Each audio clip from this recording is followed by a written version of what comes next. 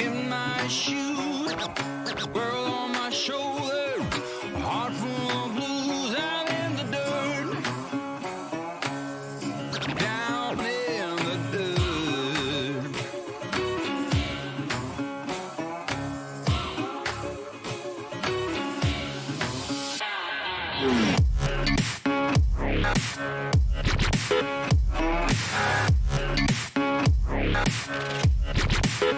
I've been a real bad boy on the town all night. Starting to calm down with the morning light. I'm in the dirt, down in the dirt.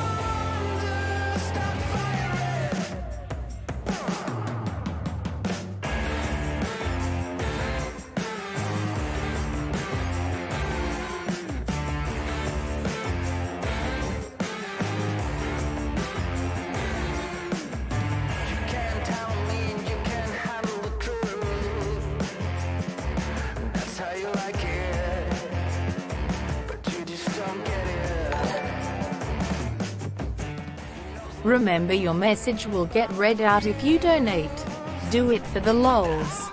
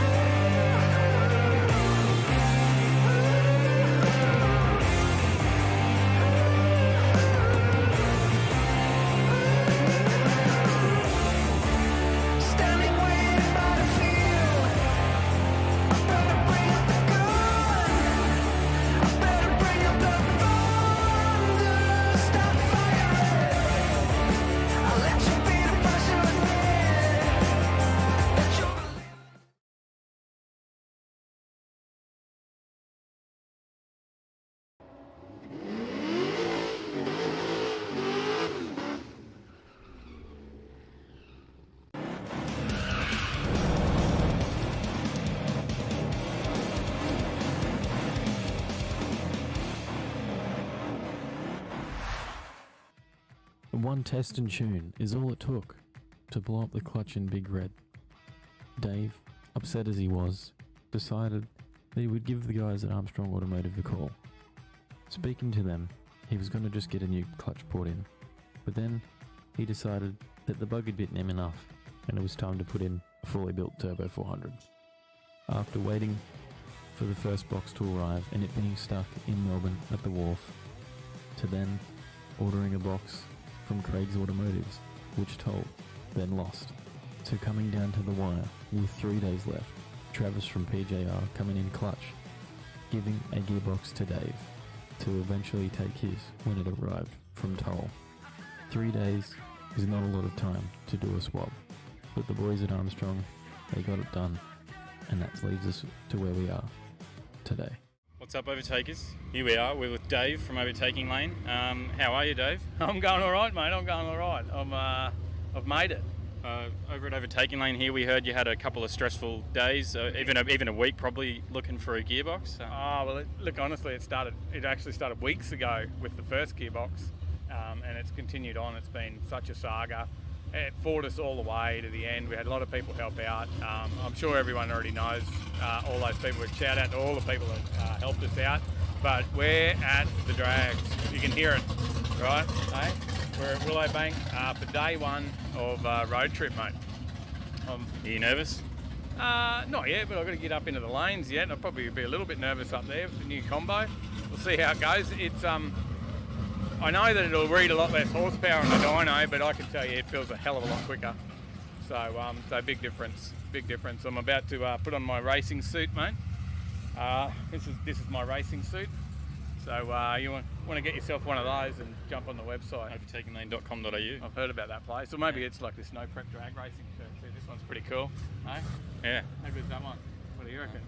Well, I reckon you You need to get one. I think so. You haven't got yourself one yet. No, I haven't. But no, we're good to go. Everything seems fine with the car. It's just all down to me now, and my, I've got a lack of experience out there on the track. So this is my second time ever on the track. First time out at Warwick on the 8th, we got 819 was the best time we got, but that was after we burnt the clutch out. So what did you get out there? What was your time? 819. In the About Scala. 6 miles per hour quicker though. Yeah, so 6 weeks later, after I did an 8819, you did an 8819 as your best time. Yeah. How uncanny is that? So crazy stuff, guys. But I reckon you should get ready and I better get out there. let's start filming some drag action. All right, enjoy road trip.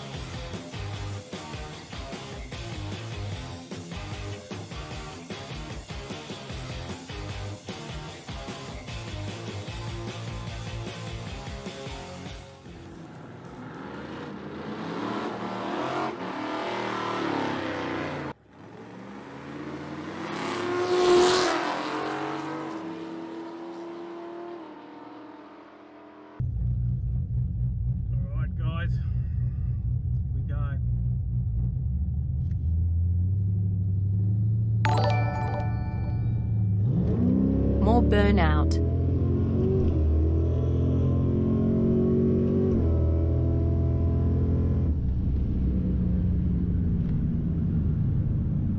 Woo!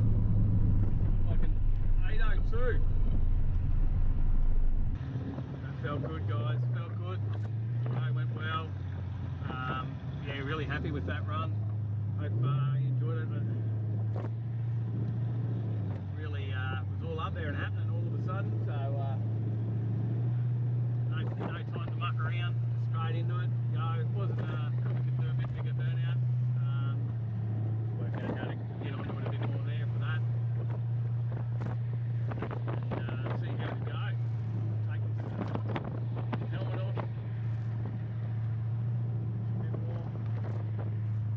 Know where we get our time slips.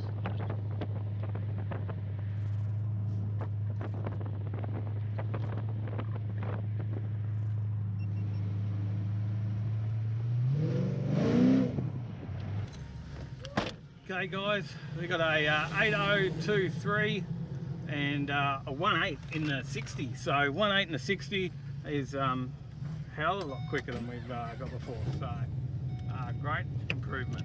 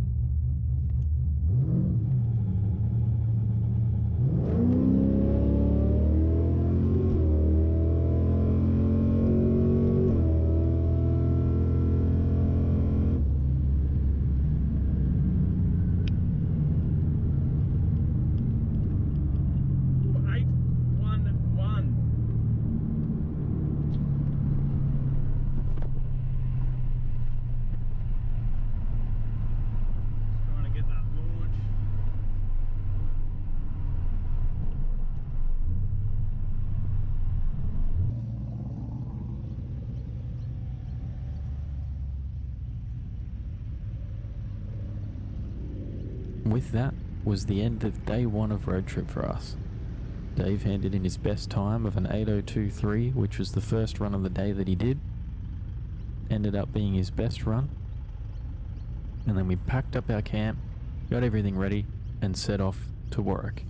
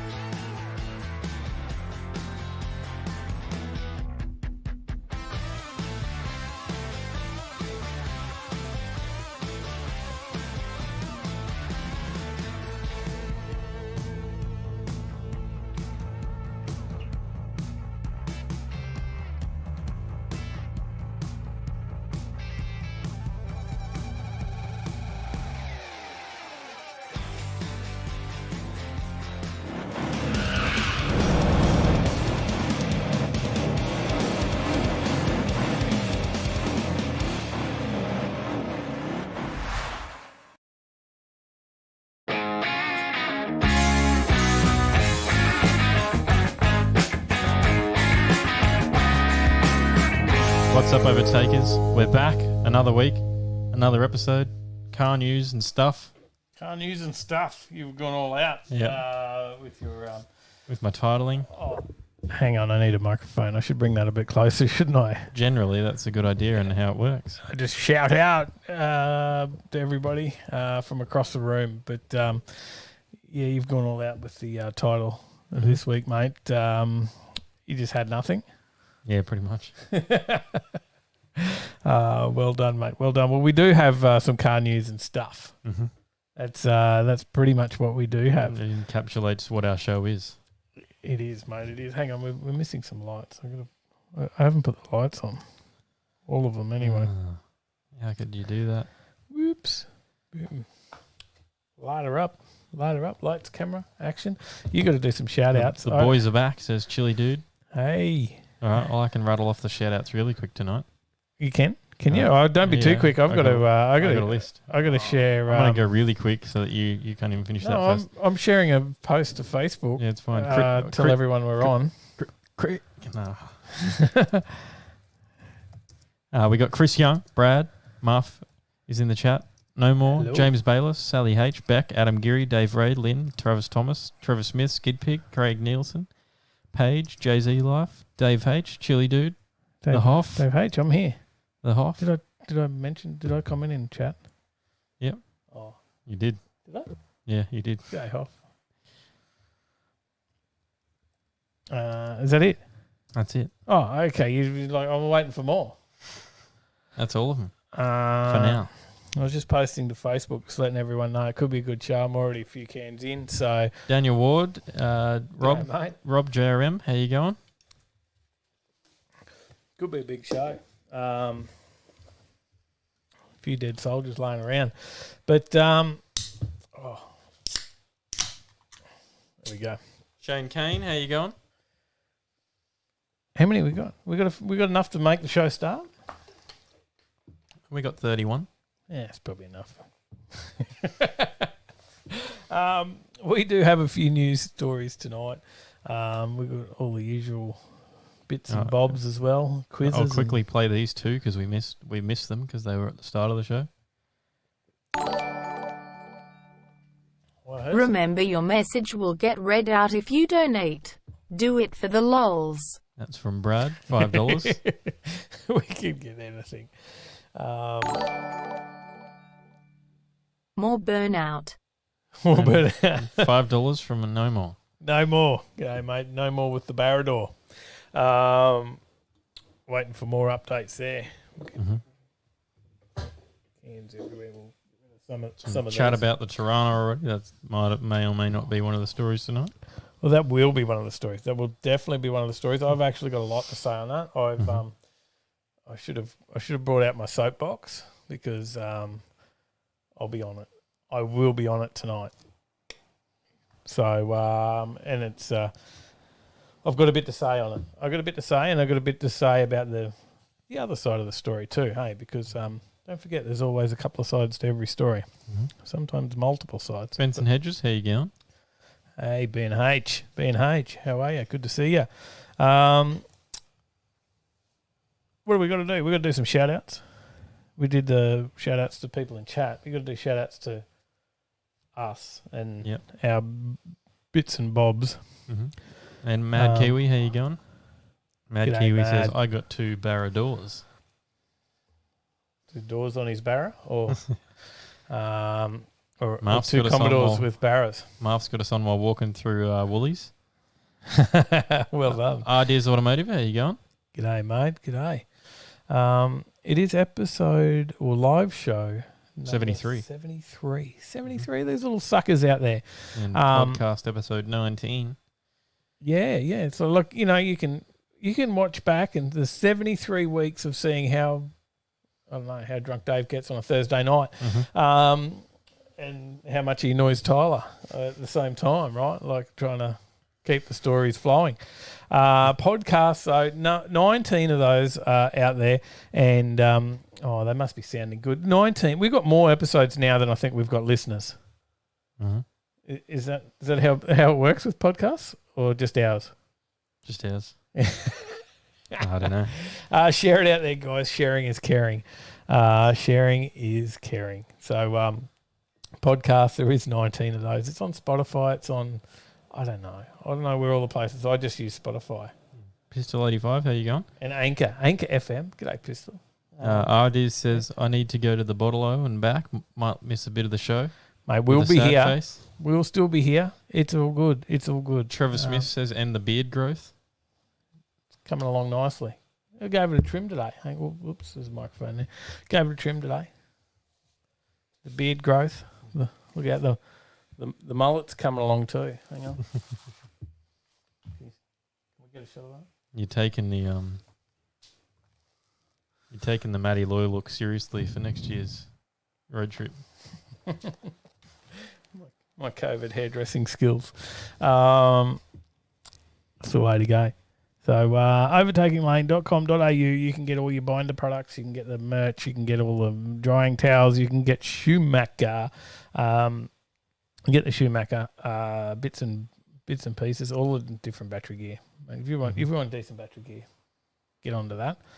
The lights have been very popular. The SBI 3s are about to come back in stock, which is the most popular battery maintainer, and it is the one that I use on my cars. Mm-hmm. And Tyler is waiting for them to come back into stock so he can get one for his car. Yep. Probably more likely price. I'll use one when I get a house. And they're like, I think they're about 40% off on our site, so they're like only $89. There you go. So get on those if you want to get them. They'll be in stock on Wednesday next week. So there you go. get in early because they are very popular. Mm-hmm. Binder, all the gear, get on that, or you can win yourself some. Tyler, Yeah. The raffle. You got to get into the raffle on the website overtakinglane.com.au/shop. The OTL Xmas raffle from $3 a ticket. If you actually go into that, Tyler, you could actually post the link It's $3 to the raffle. $3 a ticket, or 4 for $10. You have a chance to win up to $170 in value. And we're drawing that soon. Yep. On the 17th. 17th of December. Includes sending it out to wherever you are in Australia. Yep. So unfortunately not for our international viewers, but if you're in Australia, that includes your postage out to wherever you are. Yep. And we'll send that out to you guys. And good luck. Good luck. Over $170 worth of bits. And what's in it? Binder premium car shampoo, some wheel cleaner, hydrophobic wax, the premium glass cleaner, the Overtaking Lane drying towel, wheel brush, tyre brush, wash sponge, microfiber towels, and a 20-litre wash bucket. There you go. Well done. which contains all of your items. Tyler's dropped a link for that. Sean Batcheldor. Hopefully I got that right. How you going? We're going well. We're going real well, mate. Real well. We'll get into some actual news stories, but we've got to do our plugs, first, because we've got all our bits and pieces and, all these signages and whatnot behind us. There's a racing suit. You'll see me wearing that in our recent videos. Yep. That one. You're looking at me. I don't have it on. I got a Skid Factory shirt on. No, just But there it is. Just looking at you to not. What did you get tonight? You got yourself a shirt tonight.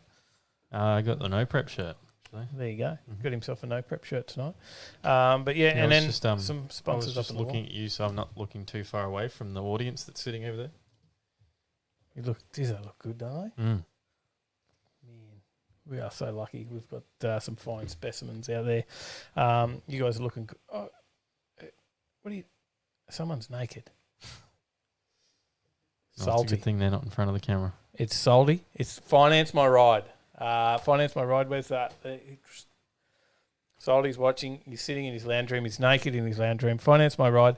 You can get over there and you can win they've got a raffle going. teamfmr.com.au have a raffle going to win a Maloo VF Maloo with 20,000 Ks on the clock. Yeah. I have driven it. It is a very nice Maloo. Mm-hmm. It does have a bit of power. It's good. It is stock, but it goes all right. Still goes all right. 20,000 Ks on the clock. VF Maloos are going up in price. Like as we speak, they're going up in price. Mm-hmm. I've got a VE. VEs don't seem to be doing the same thing, but VFs are. Yeah. Like an LSA, VF with an LSA in it, you're looking 95 plus. But this is not an LSA, but it is not a supercharger. It's an NA model, but they're still 70 grand. They're hitting on carsales.com.au right now, $70,000. So you can get yourself a $70,000 Maloo. Tickets are $99. There is only 1,000 tickets. There's still about 800 left. About 200 have sold. It will be drawn in April. Now, it will be drawn in April whether all those 1,000 tickets have sold or not. So, but get yourself a ticket. I'd really like to see someone from Overtaking Lane win that, and then we could, see what you do with the ute. Mm-hmm. I don't know. You could turn around and sell it. You could sell it same day for 60 grand. Mm. You could probably 55, 60,000. You could probably walk into a dealer and get that straight up same day. Would that change your life? $100. I can't be in the draw. I work for Finance My Ride as well. So if you need finance, hit me up. I can help you out. Want to consolidate? Want to get a car? Want to get a project? Want to, I don't know, buy a boat? Want to, buy your missus a new set of boobs? Whatever. We can finance that. There you go. You can finance it. I think. Well, no, you can't. IT. He can build your website. So he can build you the OnlyFans page for the Mrs. New Boobs. No, you can do that yourself. Kingswood Cam, how you going? G'day, mate. G'day, Cam. How are you? Thirsty Thursday. It rum is. time. It is, mate. It is. Cheers. Cheers, brother. Hope you're doing well up on the hill. Dave Ray says, any idea on how many tickets have been sold? I can work that out for you. Yeah, we can have a look. I don't even think 200 have been sold yet. Mm-hmm. And it is a charity. Now, Team FMR is not Finance My Ride. I work for Finance My Ride. It is somewhat related, but Team FMR is different. Now, Team FMR is a full charity. It is a proper charity to help Queenslanders in need, and it is. There is a board, and Salty from Finance My Ride sits on that board. But those guys. Well, at a gate, Brad must be supervised when touching the camera equipment or bad audio files will ensue. My apologies to all viewers, but thanks to those who persisted. I'm sure Tyler set you up, Brad. So it's not. Sparkplug's technical dilemma, $50. Thank you. I'm pretty sure you set it up there, Tyler, didn't you? Was it a joint effort? Is that what you're saying? Yeah. You don't want to take all the blame? No. Brad's blaming himself, but it was a joint effort. Sorry about that audio in that last video. We shall improve. We did break the mount on the receiver. You dropped it. I didn't drop it. It was in the car. It come out of the car broken, didn't it? I think we dropped it. No, that was a different one. That was ages ago, that one. Yeah. But Anyway, I've been in touch with Rode, and they're sending me the part free of charge. oh, there you go. So there you go. So we'll fix that Good customer so support. that you don't go strapping it Good customer support. and stretching that lead again. It is very good customer support. So thank you, Rode microphones. We've spent a lot of money on Rode gear, so I'm glad that they do look after us. Not that they actually know that. No. They don't know how much stuff we've got. They that's just normal for them. 164 tickets have sold, Dave. Can you show us what that looks like, that Maloo? Can you put that up? Let's give Sol a plug. Because he is doing a good thing here. This is his Maloo. One moment. This is his Maloo that he's thrown at this charity to get this charity off the ground. Whoa. Oops, I accidentally played that early. You're right. It's playing early. You can play. I haven't moved it. It's not on the screen. Oh, I'm going to play the trailer. okay. Let's see. I'm just waiting for it to finish playing because it won't restart until it's finished. Okay, we got to wait. So, Yeah. premature, Tyler. Mhm. Let's see. Sounds it's impressive, isn't it?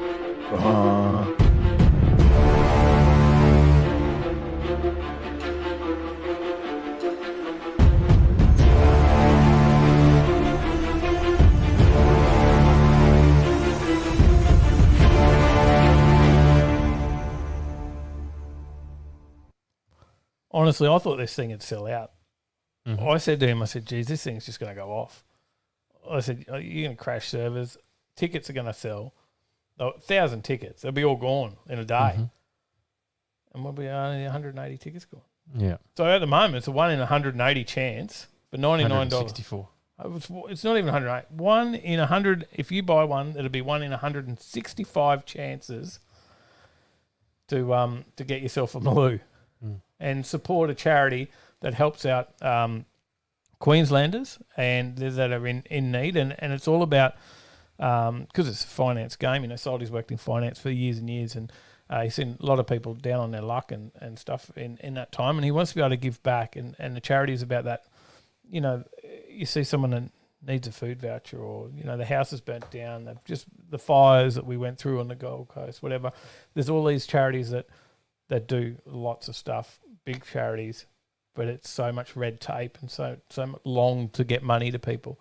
Whereas the idea of this charity is we can be on the ground, giving out gift cards, giving out cash on the spot.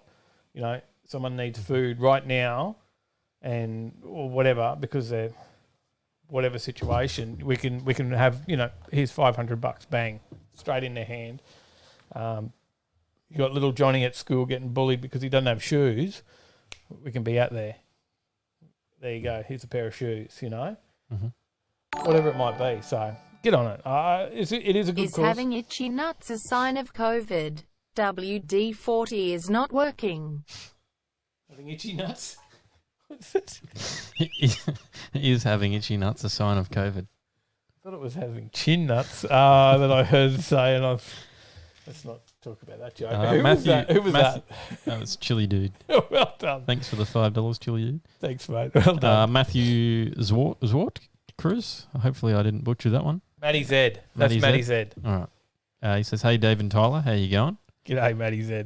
Hemi Power. Hello from Florida. Welcome in. G'day, mate. G'day. Early morning start for you.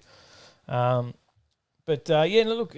Streetcar Culture and Yahtzee. How you going? We haven't even started the stories yet. No, we haven't got that far. I've far. got a little bit carried away about talking about the Maloo Ute, but like you said, there's only 164 tickets sold. It'll be a maximum of 1,000, no matter what, no matter how many sell. It won't be any more than 1,000.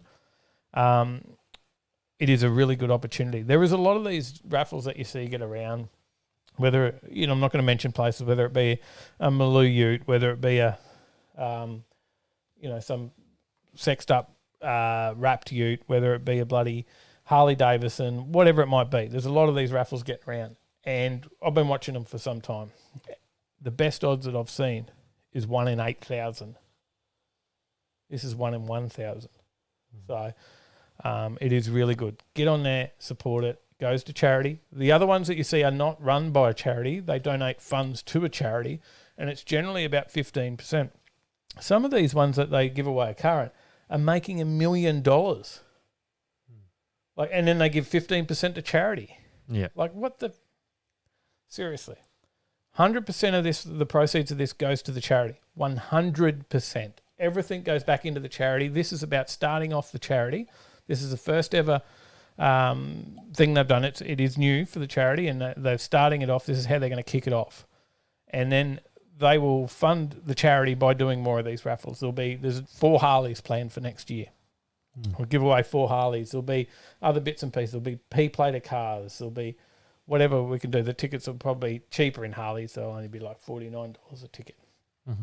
But this kicks off that charity and gets it going.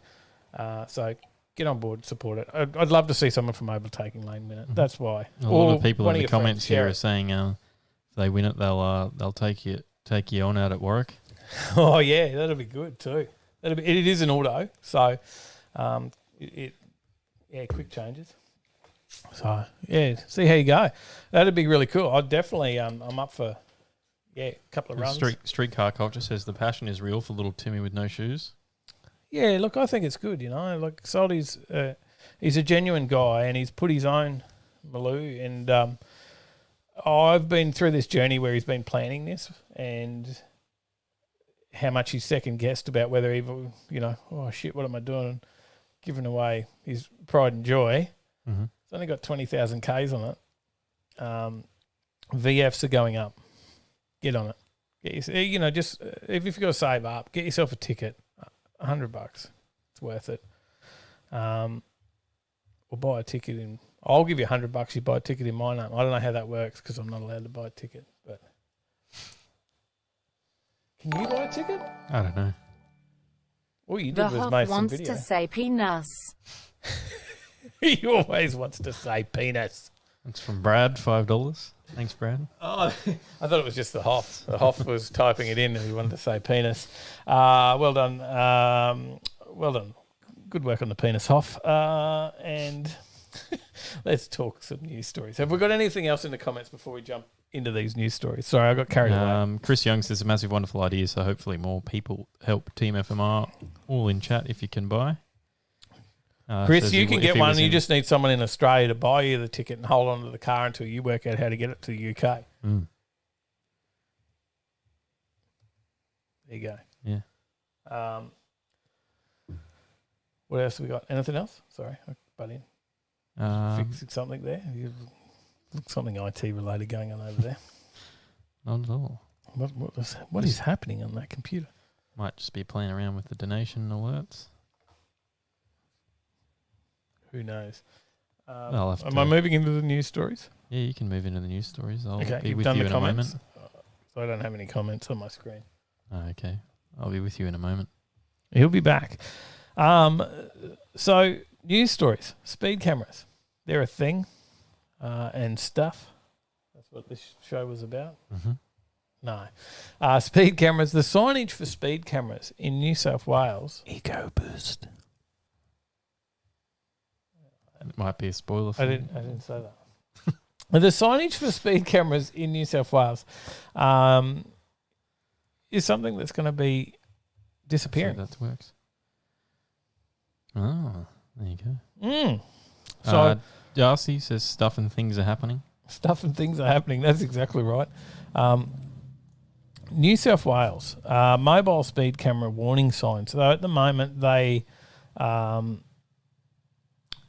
put a sign 250 metres in front and 50 metres after every mobile speed camera. There you go. Right. So in Queensland we don't have that. So they took it away a while ago. So Queensland. You used to have a little, like, tiny A-frame thing that they put out. They did, right? And it was a small little A-frame, and it used to be like 100 metres before you got to the speed camera. So if there was a mobile speed camera van, they had to have it about 100 metres or whatever. It might have been more or less, I don't know. But about X amount of metres away from the car. And it was a little sign about yay big, and some people complained and said, you can't even read it. It's too small. It's pointless having it. So that's what happened in Queensland, right? They Yeah. said, it's pointless having this sign. It's too small. So they went, okay, we'll get rid of it. And it was like, shut up, you dickheads. You've just ruined it for everybody. I would rather the small sign, but they made a big deal about it. And I think, I think it actually like went to court and everything about the size of the sign. They said, oh, well, we'll fix that. We'll just take it away. So Queensland hasn't had a sign for a while. They didn't need to complain. They could have just went, oh, it's that small sign. That I know what that says.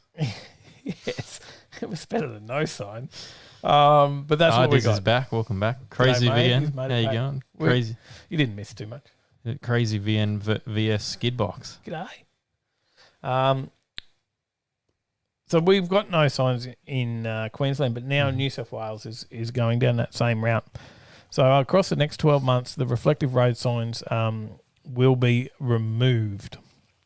So on top of that, 45 mobile speed cameras are currently in use in New South Wales will have their hours tripled. From 7,000 hours per month to 21,000 hours. So that's a noisy bike that just went past. Was that Mabo? Don't know. He usually revs it up when he goes past. Mabo from Grinder Gears. Go give those guys a follow. So supporters of the removal of the mobile speed camera warning signs say only speeding drivers need to worry. There you go. Well, duh. Yes, that's true. Well done, you. Detractors say the removal of the mobile speed camera warning signs is revenue raising and argue that the sign should stay in place if the aim is to get drivers to slow down because they make the sights more noticeable in so-called black spots. So these, you're going to want to have a split shift for these mobile speed camera vans. I just worked it out that each one is going to be operating for 15 hours per day for the entire year to reach that 21,000 hours. That's how it'll end up. That's how many they need to do. They'll do it. That's a lot of hours per day. It'll pay their own bloody way. New South Wales Transport Minister Andrew Constant said this is about changing culture and changing behaviour. They've seen it happen with world-leading mobile phone detection program where the rate of people offending has steadily declined. No warning signs mean you can be caught anywhere, anytime, and we want the same culture around mobile speed cameras. What do you think? Who was affected? Our New South Wales viewers down there.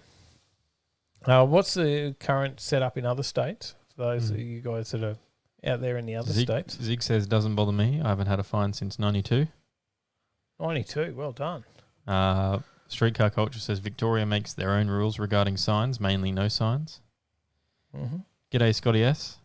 G'day, mate. Chris Young says, road cameras in the UK can see the freckles on your face. Pretty good quality. Darcy says they changed the legislation when they went to digital image collection and only the old analogue systems still have the signage due to their legislation. There you go. Well, it says here, New South Wales is the only jurisdiction in Australia to alert drivers of the presence of speed cameras. So currently New South Wales is the only one. There you go. All signs alerting motorists to the location of fixed speed cameras will remain in place. So it is only to do with mobile. You just get Waze. Your Waze will help. Yeah, you are right. Get that app. Waze is a good app. It has saved me a few times. Not that I would ever speed, but it has saved me a few times. From, I don't know what happened. Maybe I was going too slow. Not speeding. Because I wouldn't do that. Any other comments, mate? Just some conversation about the donation from before. Penis donos? And Marf says it's without us knowing. No, it's not half obvious that Mercedes van is parked halfway into the grass. They're getting sneaky about it. Well, I've had some. I went past one that was like an old full drive with its hazard lights on at night on the M1. There you go. They are getting sneaky, aren't they? Yeah. But it's not revenue raising. They're just trying to get you to slow down and save lives, Tyler. Mm-hmm. They weren't hiding from you. Ideas says, or get a radar detector. Well, they just made those illegal in WA recently too, right? That was something, which I think that was illegal everywhere else already. I think You so. don't remember that story? I think it was already illegal everywhere else. Chris Young says, I feel the way phone technology has come on, public phone cameras should be admissible in court to catch people on their phones. I'm tempted to catch people. Can easy get them on the phone with their rego plate. True. Do you have an app like Waze? I guess at Waze they would have Waze apps. Yeah, they would have ways in. It's not an Australian thing. No. No? Okay. Sorry, excuse my ignorance, Mr. IT. It probably was never. It's probably America. I think it's actually owned by Google. Oh, okay. I thought it was Jono from the pub that owned it. No. Come up with an idea after he broke a plugger. There you go. In June 2013, Google bought Waze for $966 million. I was going to buy it too. Oh, true. Yeah. They've been It's they've on been, eBay. I think they've been slowly killing Waze now though, because Maps is now also starting to get the functions that Waze has. Yeah. Except for the speed one, I think. Actually, no, I think even No, it Maps does has have the speed one now. Yeah, it does, I think. Yeah. But I used to use JRM, Waze. Rob says Victoria has the highest amount of speed cameras in Australia, yet still has the highest road toll. Speed cameras are simply revenue raising. There you are. It is when they're hiding. All right. Should we do another story? I think so. Something about Fast and Furious. Is that what it is? Yep. What do you got? Tell me what's Fast and Furious. No, it's not. It's not Fast and Furious, I don't think. Oh. It's about a TV ad. Are you a female car enthusiast? Yes. And can you do a burnout? No. Well, female car enthusiasts are being sought for a television ad about their dream car. They must have one particular skill. How many kills do you need? Just one particular one, or you need multiple kills? This ad is paying $15,000. McGregor Casting is calling for a female car enthusiast aged 20 to 30 who can do burnouts for a Sydney television commercial. No acting experience is necessary. All they need you to do is hop in your car. Don't do a burnout for them. Says please don't, or any donut. We just have safety issues about asking people to do that for us. The most important thing is to get you delivering this one line straight down the barrel, straight down the camera, which is, I found my dream car. I found my dream car. If you could give us maybe 3 or 4 different reads of that line, just make it really gentle and really subtle. We just want to feel that quiet satisfaction that you've just got an awesome set of wheels that you've just bought and you're a little bit excited, but keep it a little cool. There you go. For any of our lady viewers, all 8% of you. Mm-hmm. About 8%, right? Something like that. 8% female viewers, 92% male. It's an ad for an Australian bank. It'll be shot in Sydney between December 1st and 5th. And the successful applicant will be paid $15,000. There you go. But if you do fit the criteria, or you know someone that does, check that out. Well, Benson Hedges says, I have the skills, I just need a wig. That'll do it. We'll drop the, what do you call it? The thing in. Darcy says, I've been known to rip a skid, but I'm a bit old. Do it. Where do we drop these things? Links in show notes. Yeah, for the podcast. Links in show notes. Or the description of the podcast. We'll just Google it. Yeah. It'll be there. Women aged 20 to 30 who can do burnouts. There you go. Sounds like something I'd put in my Tinder app ad.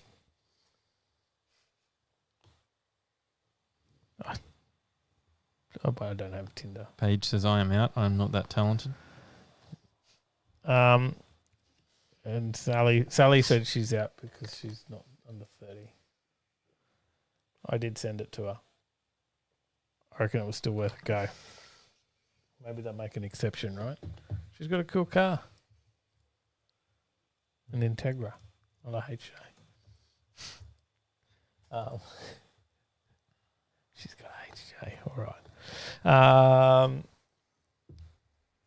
Anyway, what else you got? Don't do burnouts for the ads.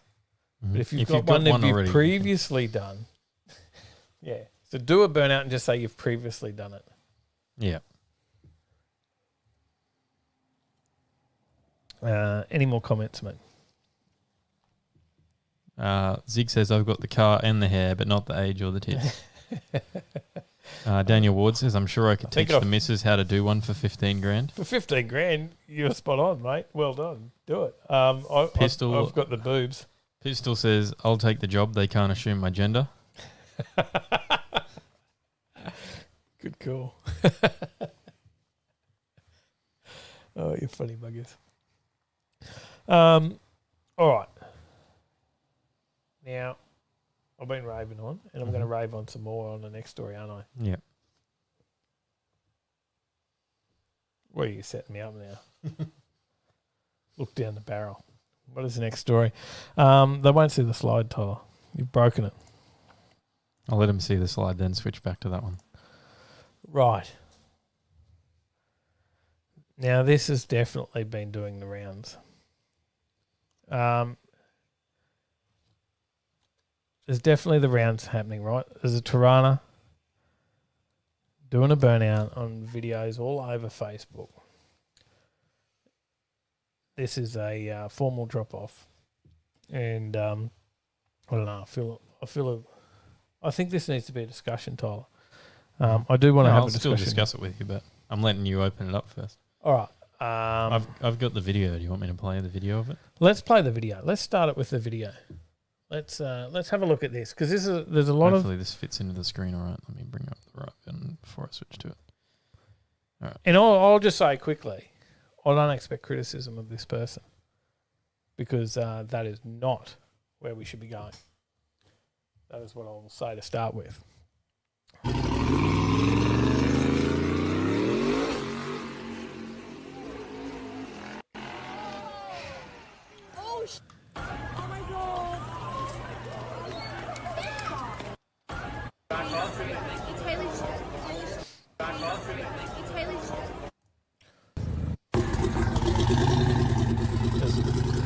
Now, Need to pause that. There we go.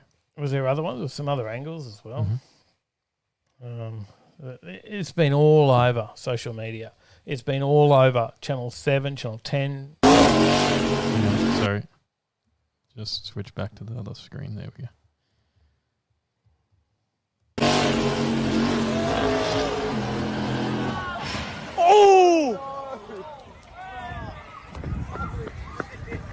Now, if you have a quick look at this video, and I think that this is the video that you need to see. If you just go back to the start of this video again for us, Tyler, you'll see there is a car that pulls out in front of him. Now, I'll tell you, if this guy was just doing a skid and the car pulls out in front of you, you're gonna back off. You're not gonna stay in it.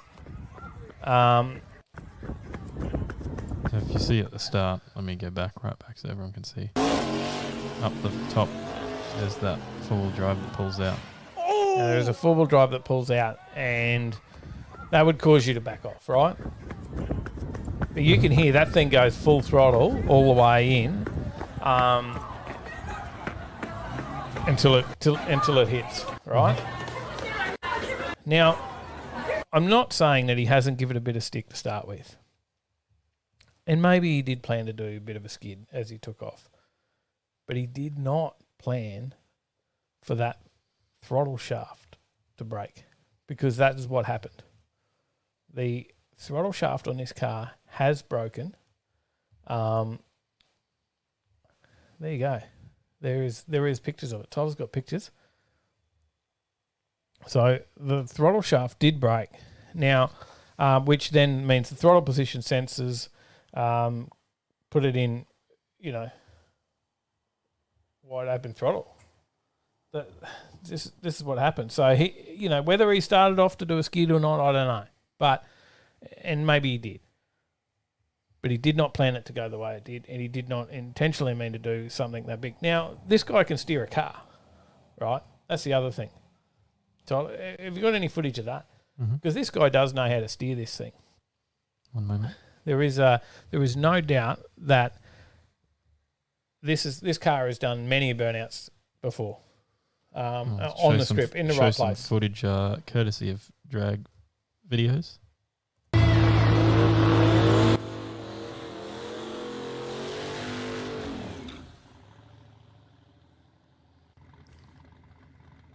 He knows how to skid it. He knows how to drive it on two wheels.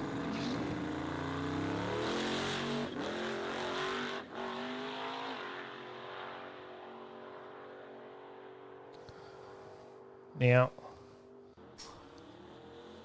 what I find, and the reason I'll get on my soapbox is that not only as a general public criticise it, and I expect that, right? The general public will criticise it, but there's been many car pages that have shared this. This has probably been on just about nearly every car group that I'm on, and there's a lot of people from the car scene criticising this guy, calling him whatever. People saying he should be crushed in the car and things like that. This is, someone, even if it wasn't a mechanical fault, did the wrong thing. Now, we don't show on our channel skids on the street and stuff that happen after a car show or whatever, because we don't want to show that side of the car scene, and we do try to promote the good side, and that's what we've always been about. It doesn't mean I don't watch a few. Doesn't mean I haven't done it. We all cut a skid here and there, right? So Lynn in the chat says police have charged him. They have, and I think, and I certainly think and hope that the evidence of what happened with the mechanical failure will save him somewhat and still get this guy some sort of insurance.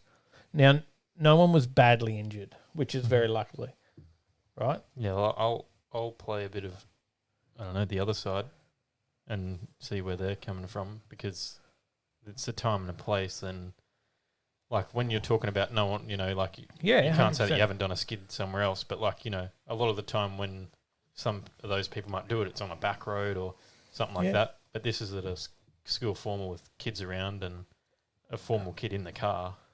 Was it planned at all? Like it was a mechanical he stopped fault? there to stall it up. You can hear that. You can hear that in the video. It certainly wasn't intended to what happened. But I think the main thing is that we should get behind a fellow car enthusiast and back a brother no matter what. Right? Getting on the bandwagon with the sensationalism of the news is only going to make it worse for everyone else in the car scene. But I don't, again, what you're saying about the insurance stuff as well, Dave Ray just pointed out with what's done to it, it's a 7-second car, so it'll be teched, which means it'll have a full cage, so he won't get anything on insurance, just not technically road legal with a full roll cage in the car. Yeah, and that's possible. And so the guy's suffering regardless. I just think that we got to get behind each other. It could be me, it could be you. Your roll cage covered? Your roll cage modded? Not covered? No. So it could be you, right? In the same situation, and I'd like to think that everyone would just get behind each other and support each other through that. Regardless of whatever happened. But there was definitely mechanical failure involved in that. And I don't think cutting someone down when they're already down, like this guy is not in a good place. He's pretty shattered. Chopping someone down further when they're in that spot is not the way to go. Support a brother. Just get on that other side of the fence and be that supportive person through this process. What have we got in the comments? Let me scroll up and go from up here. All Marv says winner of the Stooge Award of the week. Just make sure I didn't miss any more here. John Burt says Brussels sprouts.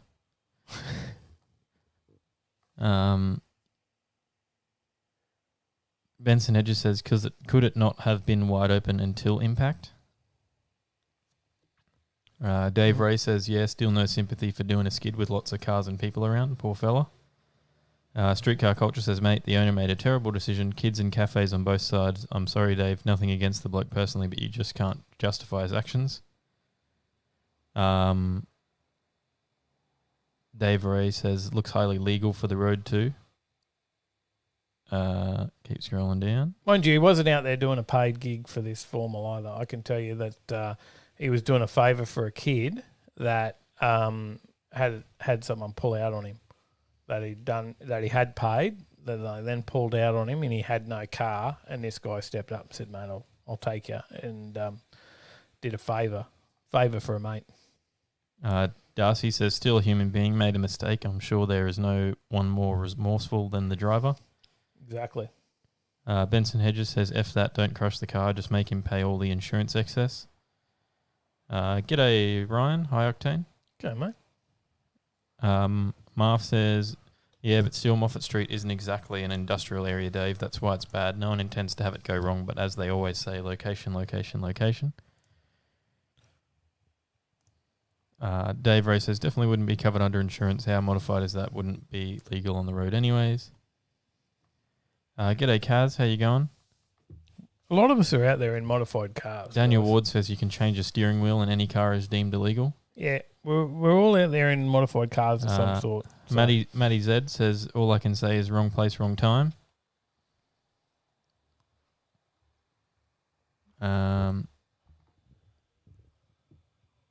Scroll up a bit more. Trevor Smith says the media won't tell anyone of the mechanical failure.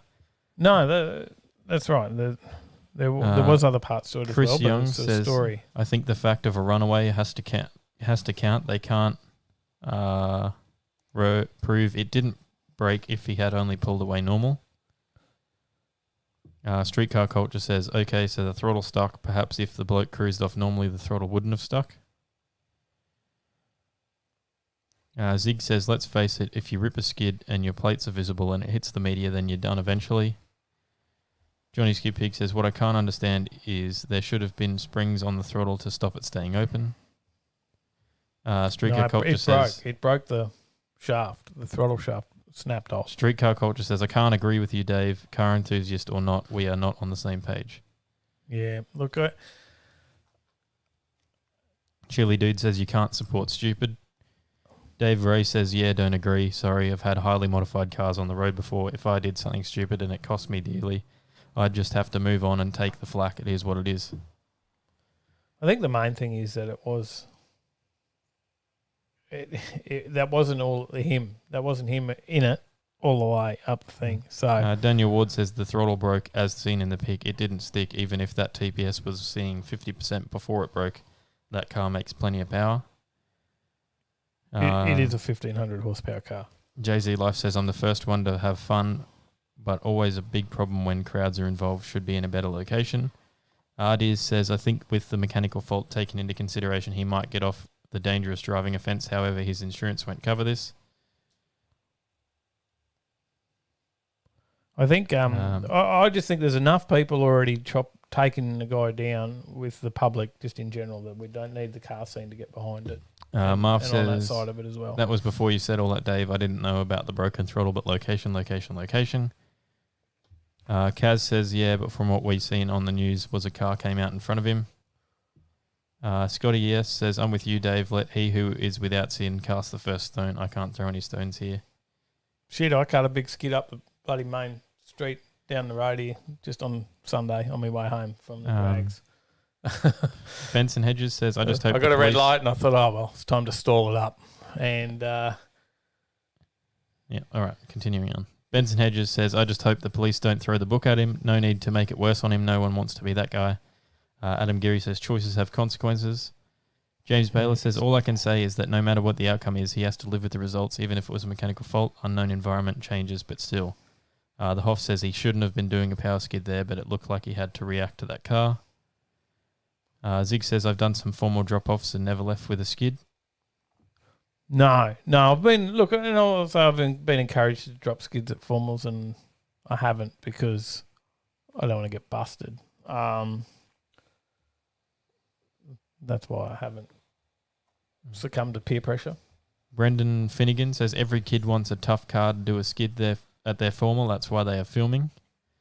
Benson Hedges says let everyone else grill him a bit. No need for jail or any crushing. Streetcar Culture says, mate, I've been in a fatal crash myself. Luckily, I survived. My mother, not so lucky. I can't get behind a bloke that decides to flex his car to show off in front of kids. Terrible decision. So, Chili Dude says, bag. time to get off this story, I think. John Burt says, supporting breaking the law, just stop. Adam Geary says, I think most of us think about doing it. Crazy VN says, I'm going to stay out of this discussion because I would be hypercritical if I said something because I have been in this bloke's position. Brendan Finnegan says, I don't think it's a smart decision to give in to kids peer pressuring. Chili Dude says, sorry officers, the gun just went off. Broken throttle shaft. There's the picture. Let's move to a nicer story. Let's move to something. And this is about a Tirana. Again, a Tirana. Mm-hmm. But let's talk about this one. This one is a Tirana that was stolen. You know about this? I do, actually. You do? Yeah, I went to put this in a few weeks ago. Oh, did you? Yeah, I don't remember if I did or not. Well, I don't remember the story. I think it may have been on the week you were away. You're playing music there now. Ads. So this is a Tirana that was stolen, and then 28 years. Am I right? I haven't got the story up. 28 years later, this car was reunited with its owner. Heathy Go Fast says, we're all accountable for our actions. We need to think before you do anything. Hard lesson for this man. Oh, he's feeling it. Don't you worry. So a stolen 1973 pink Tirana dubbed Sexy Lexi has been reunited with its owner after 28 years. Yeah. Carol's beloved car was stolen in 1992. But She never gave up hope. no, she wanted to get her car back. And some neat detective work has unraveled the mystery. And another car enthusiast from the Victoria's Vehicle Crime Squad has put the brakes on a rebirthing syndicate. So the syndicate had modified some of its stolen vehicles into high-performance muscle cars and sold them off as genuine. When an unsuspecting buyer bought a number of cars from the syndicate between 2008 and 2011, one of them was this uninsured Tirana of Carol's. Exhausting detective work landed a Parkville man in his 50s a 2-year wholly suspended jail term last month and an order to pay $560,000 to compensation to the unwitting buyer. How much did he sell this thing for? I don't know. Carol is now age 74 and turned up in to the court hearing every day dressed in pink in a homage to her beloved Sexy Lexi. There you go. There you go. So she's got her car back after all these years. And she said that she hadn't wished, there hadn't been a day gone by, she hadn't wished for a miracle that one day her car would be found. There you go. There you go. There you go. There Good you stuff. go. What do you think? I don't think there's too many. Mars says, ironically, a cop owned the Tirana, sold it, and later got her car back. Just a bit sus, a cop owning it. That might be slightly sus. But G'day, Yano, yeah. How you going? G'day, brother. That might be slightly sus. Yes, Mars, you are correct. But long hours, apparently, put into complex investigations like that. There you go. Sexy Lexi. There is some good story there. Chili Dude says, so she got it back as a muscle car. Well, yeah, it would seem that. That's what they did say in there, that it was done up. So, well, good on her. Well done. I didn't include the story of it back in the day, but there's the 1973 photo. There you Can't tell it's pink there. go. No.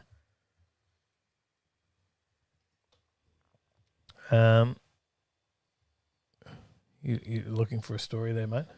Yeah. Pretty sure it was on the next slide. Oh, yeah, I know. But, you get Oh. locked out by the news. Yep. Yeah, don't include that one in your show notes. No. Any other comments about the pink Tarana? No, I don't think so. No? All right. We'll move on. So, let's talk auctions, Tyler. No Turbo says worth a bit now. Yeah, it is. Mm-hmm. Definitely. Let's talk auctions, Tyler. You've been looking at auctions a lot lately. Mm-hmm. You trying to snag a bargain? Yeah, possibly. Possibly. Just keeping an eye on them and seeing what things go for You've probably sent me 20 cars today. the past few days. Just paying you back for what you do to me. I'm sure you sent some of them to me more than once, Probably. I don't know. but you've been sending me a few. Yeah. But there is a big auction in Brisbane. Now, we just had a bloody massive hailstorm. Mhm. We were really lucky. This was the weekend of road trip, Mm-hmm. right? And on the weekend of road trip, we It hailed just down the road from us. it did, but we were at Willowbank on Friday. We drove out to Warwick Drags on the Saturday. While we were at Warwick on the Saturday, there was a massive storm at Willowbank on the Saturday, Mm-hmm. right? Yeah. So it just worked There out was well. a massive storm around us everywhere.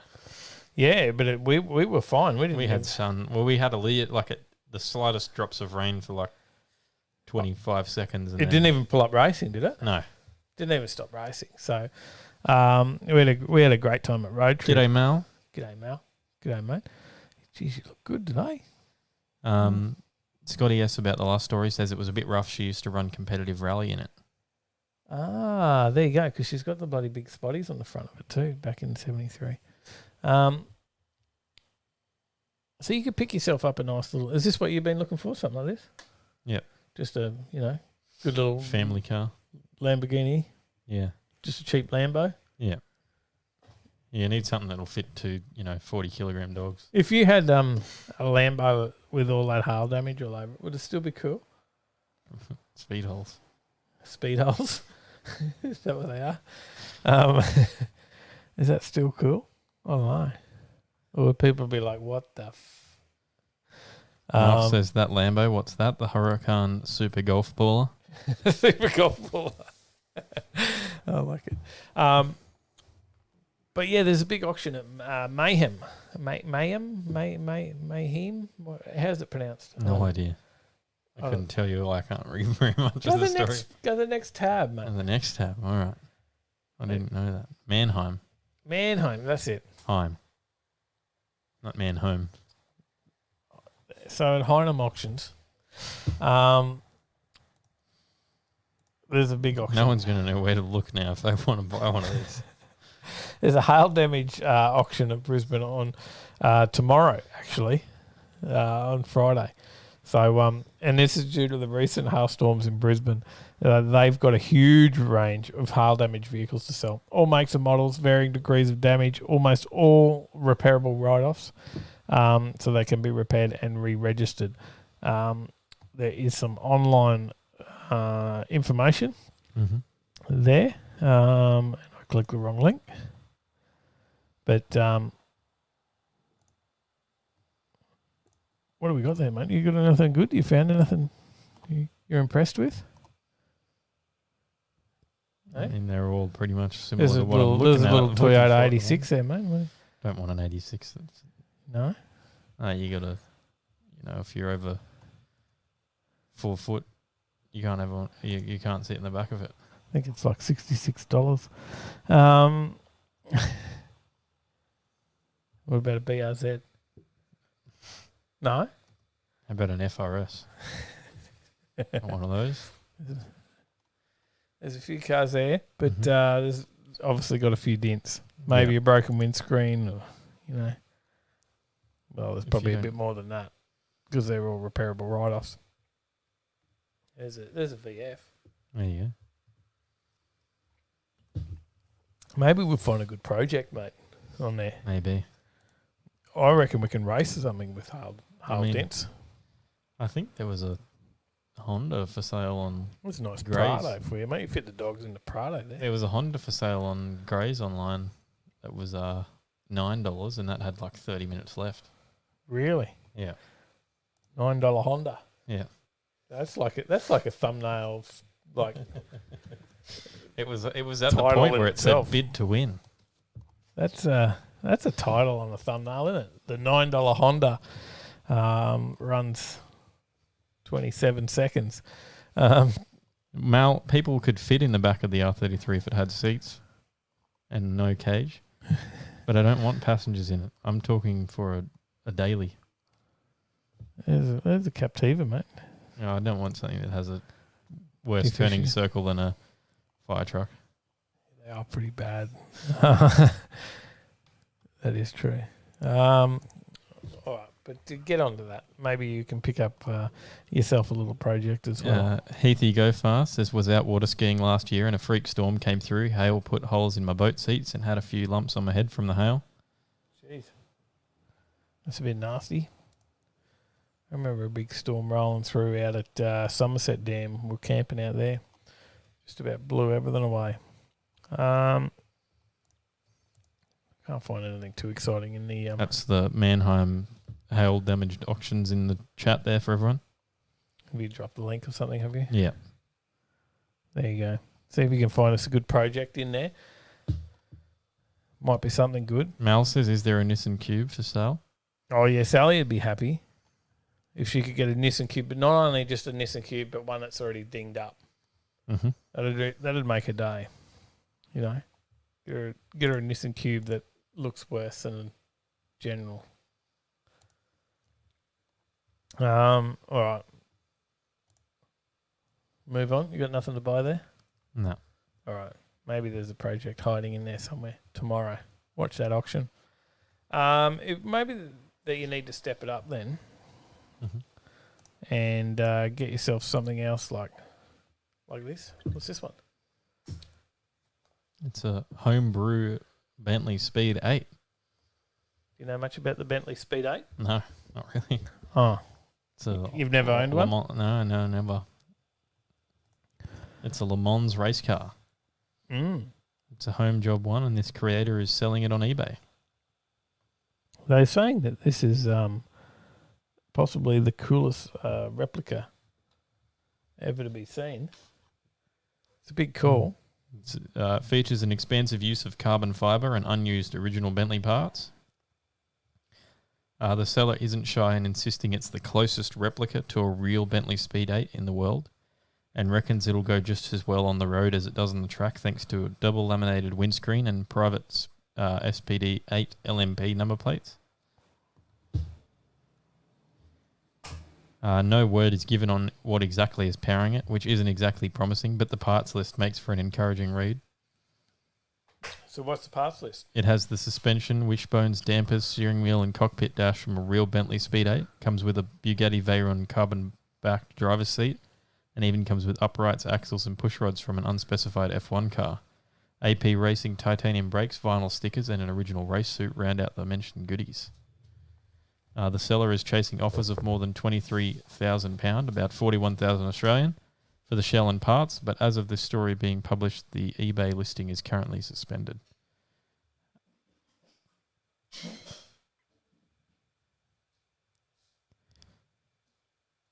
James Baylor says maybe we need to start a GoFundMe page for Sally's Cube Fund. Chris Young says, damn, I love these LMP cars.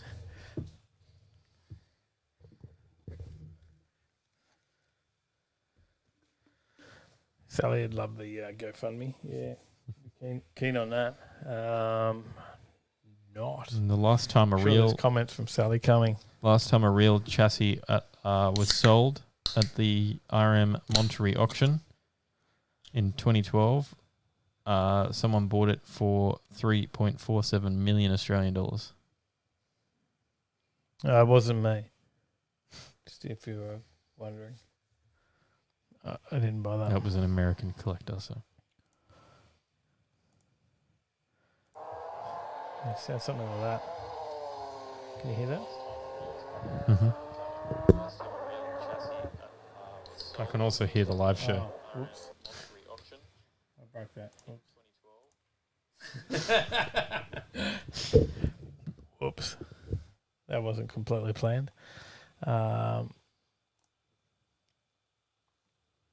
Should we try that again? No. Zig says, so where do you nick all that stuff?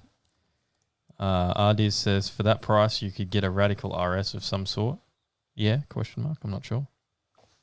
Streetcar Culture says, what's everyone drinking? Coke, no sugar. Basically. Just a ginger beer. Hard.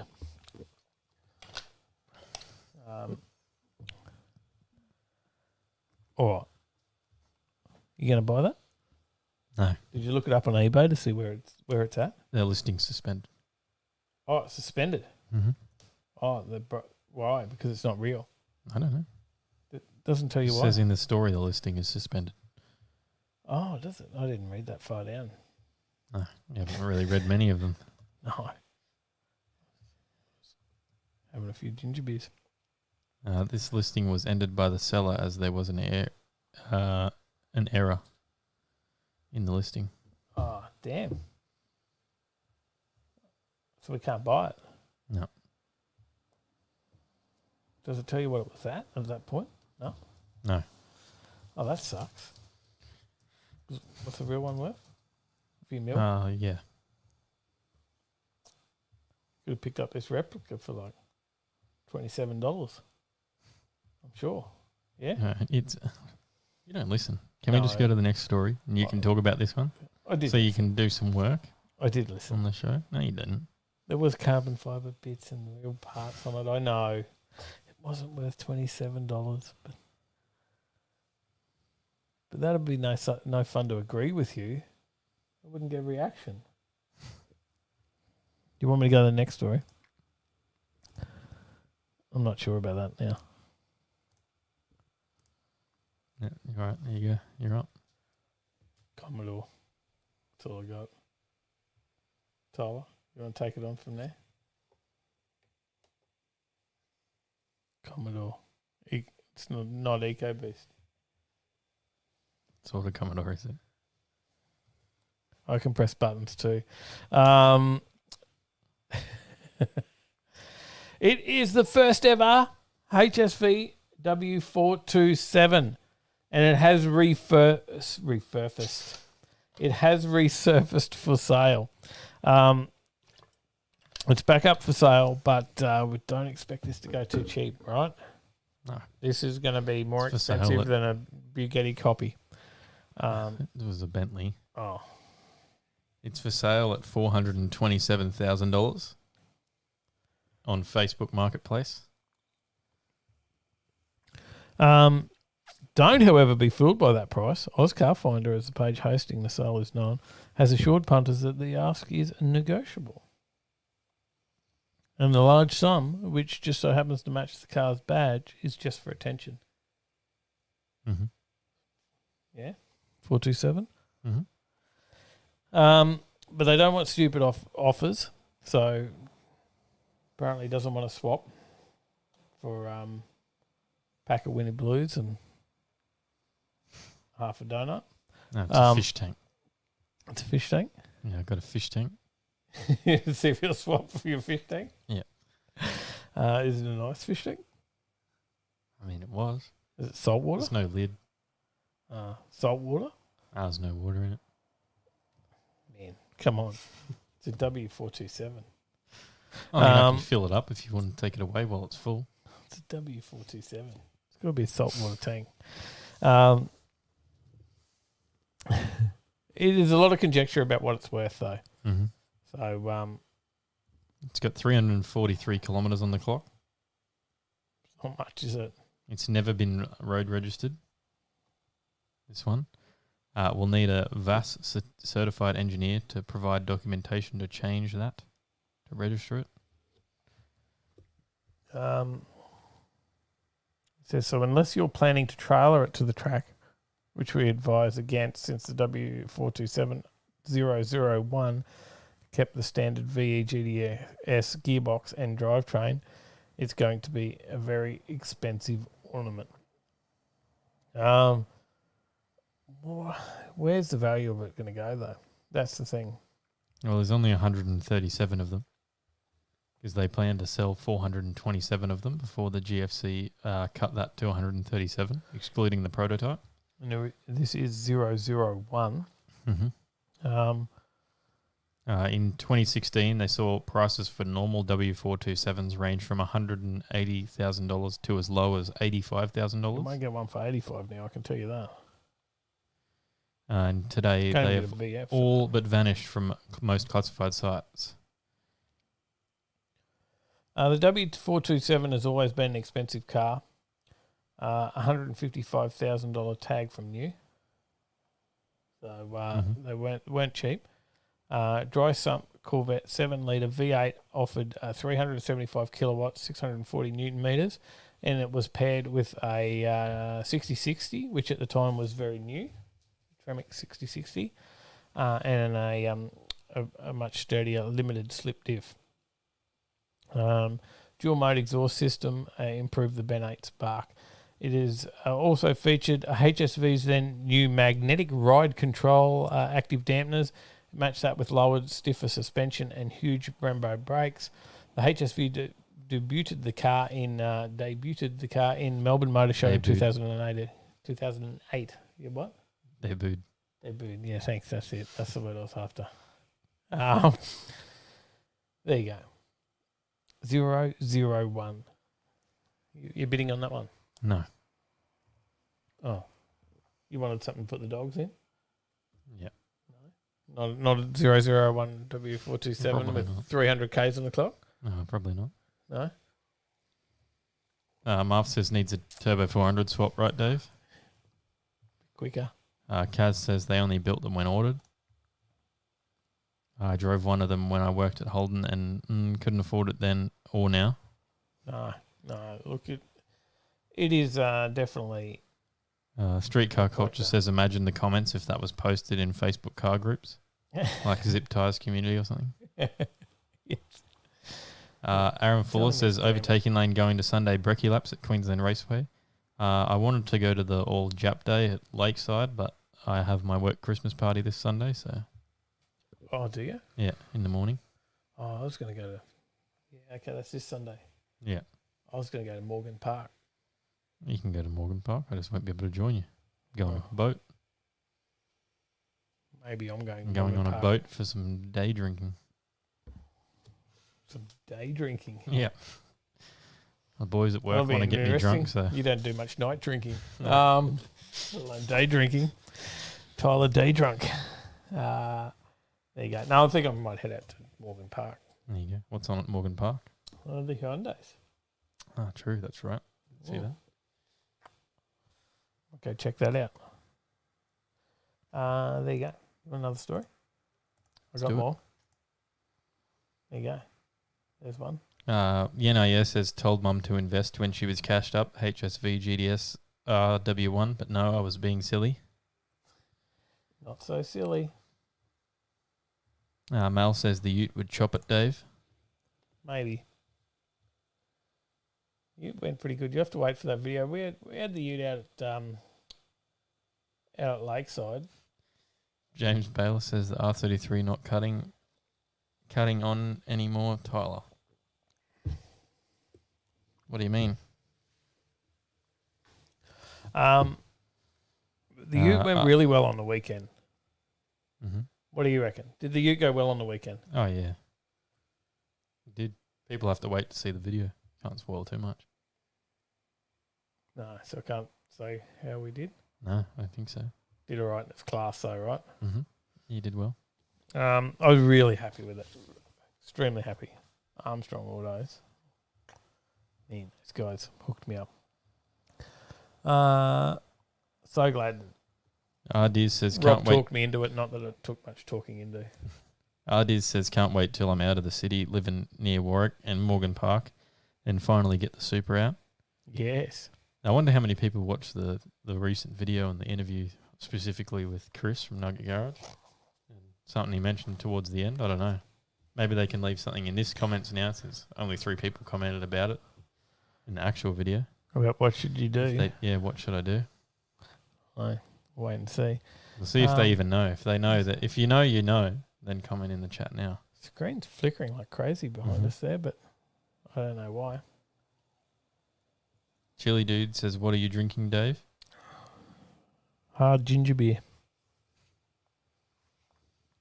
James Bayless says, you're going drinking on Sunday on a boat, so you're getting together with your other R33 buddies.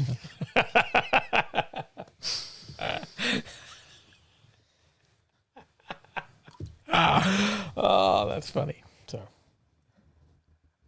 Mad Dad, how you going? Just got back from the shed. Welcome in. where's your hat, Tyler? I don't know, actually.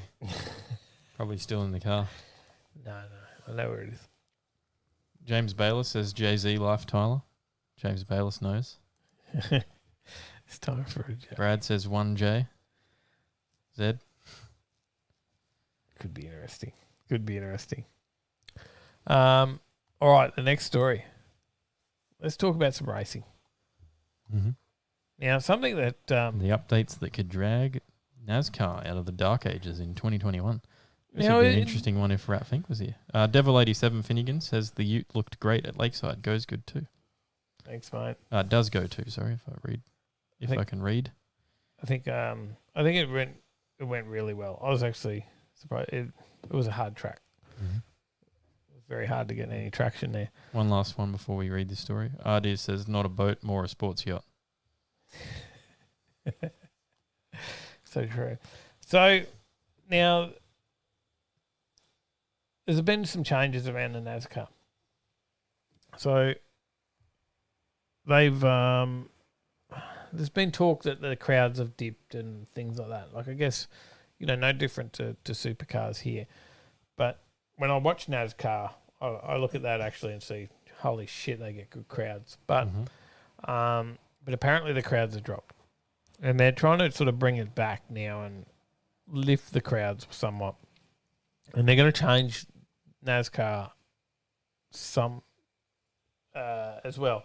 Because they're predominantly been fairly, I don't know what's the word, stagnant, I guess, in the way that they've changed the NASCAR. Mm-hmm. Yeah? Is that what you would say? Or you don't I know? don't know. You're Just reading the story at the moment. They've always said that they've somewhat been a little bit behind, and they've kept it fairly to its roots, I think. There is some sound of the car. There's a bit of wind noise in that one.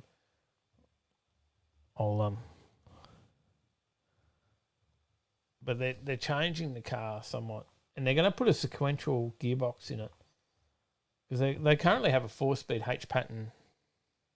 Did you know that?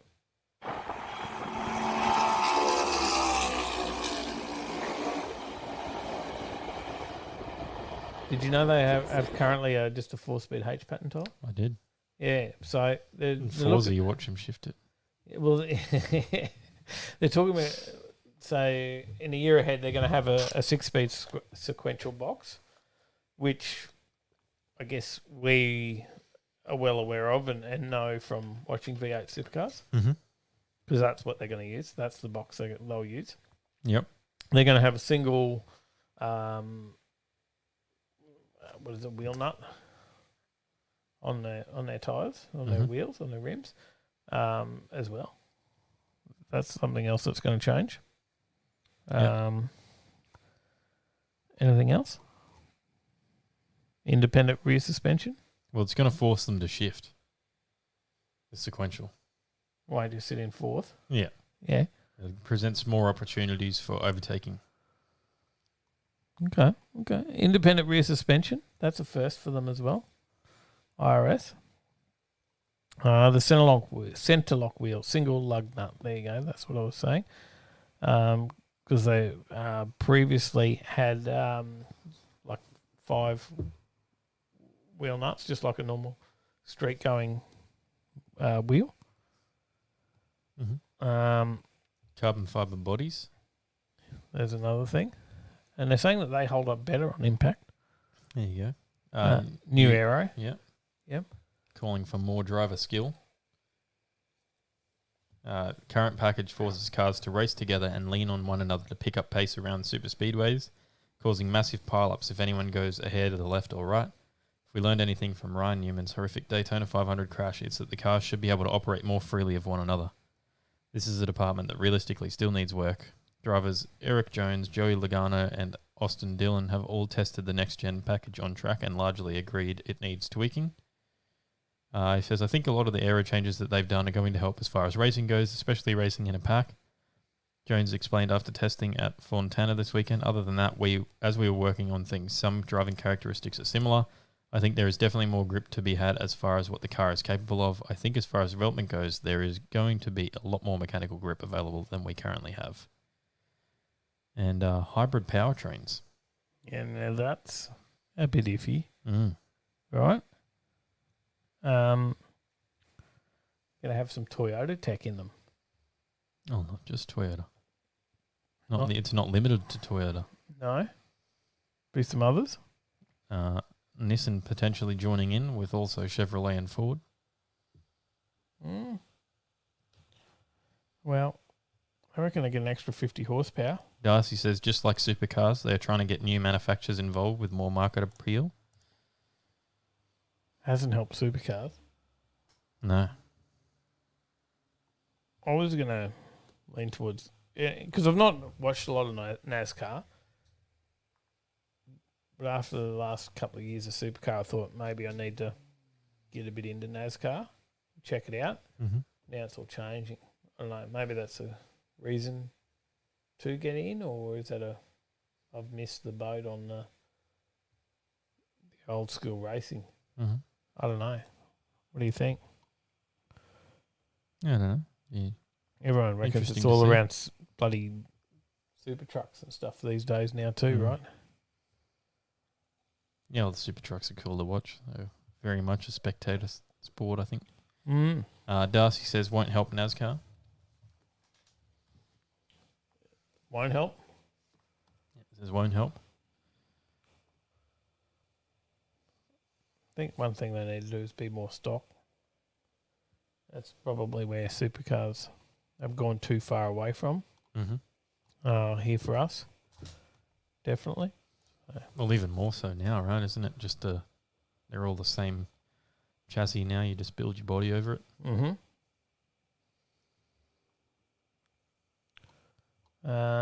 Yeah, I don't know. I'm not a big NASCAR guy, so I can't comment too much, I guess. But No turbo big says change. Scott McLaughlin is gone. Yep, we talked about that one a couple of weeks back. yeah, yes. The Is he gonna turn up over there? not in NASCAR. He's in IndyCar. Maybe he Indy. might step into NASCAR. I don't know, but he's in IndyCar. Penske's involved in NASCAR as well, right? Not sure. Probably. All right. Let's talk about some. Yeah. They're Looks big. like it has some drivers in the NASCAR. So Definitely does. Big in it. You've been looking for some SUVs, mate. mm-hmm. Right? We mentioned it before. You want something Yeah, to I've been put trying to convince Paige on a Jimny, but she won't do it. Won't do a Jimny. I nearly Yeah. sent you a Jimny today, actually. Yeah, I'd get one, but she doesn't like it. No? No. It's like the cube thing. Yeah. What about a Wrangler? No, it's a Jeep. No. Okay, it's a no. Yeah. What about a V8 Wrangler? A Wrangler. Yeah, no. Probably not still. Oh, wrong button. A V8 Wrangler. They're talking about they're actually going to bring out a V8 Wrangler in Australia. There you go. It's going to come. It's going to happen. Oh, true. Yeah. So Wrangler's going to get a V8. The chat page says definitely not happening. No Jimny for you.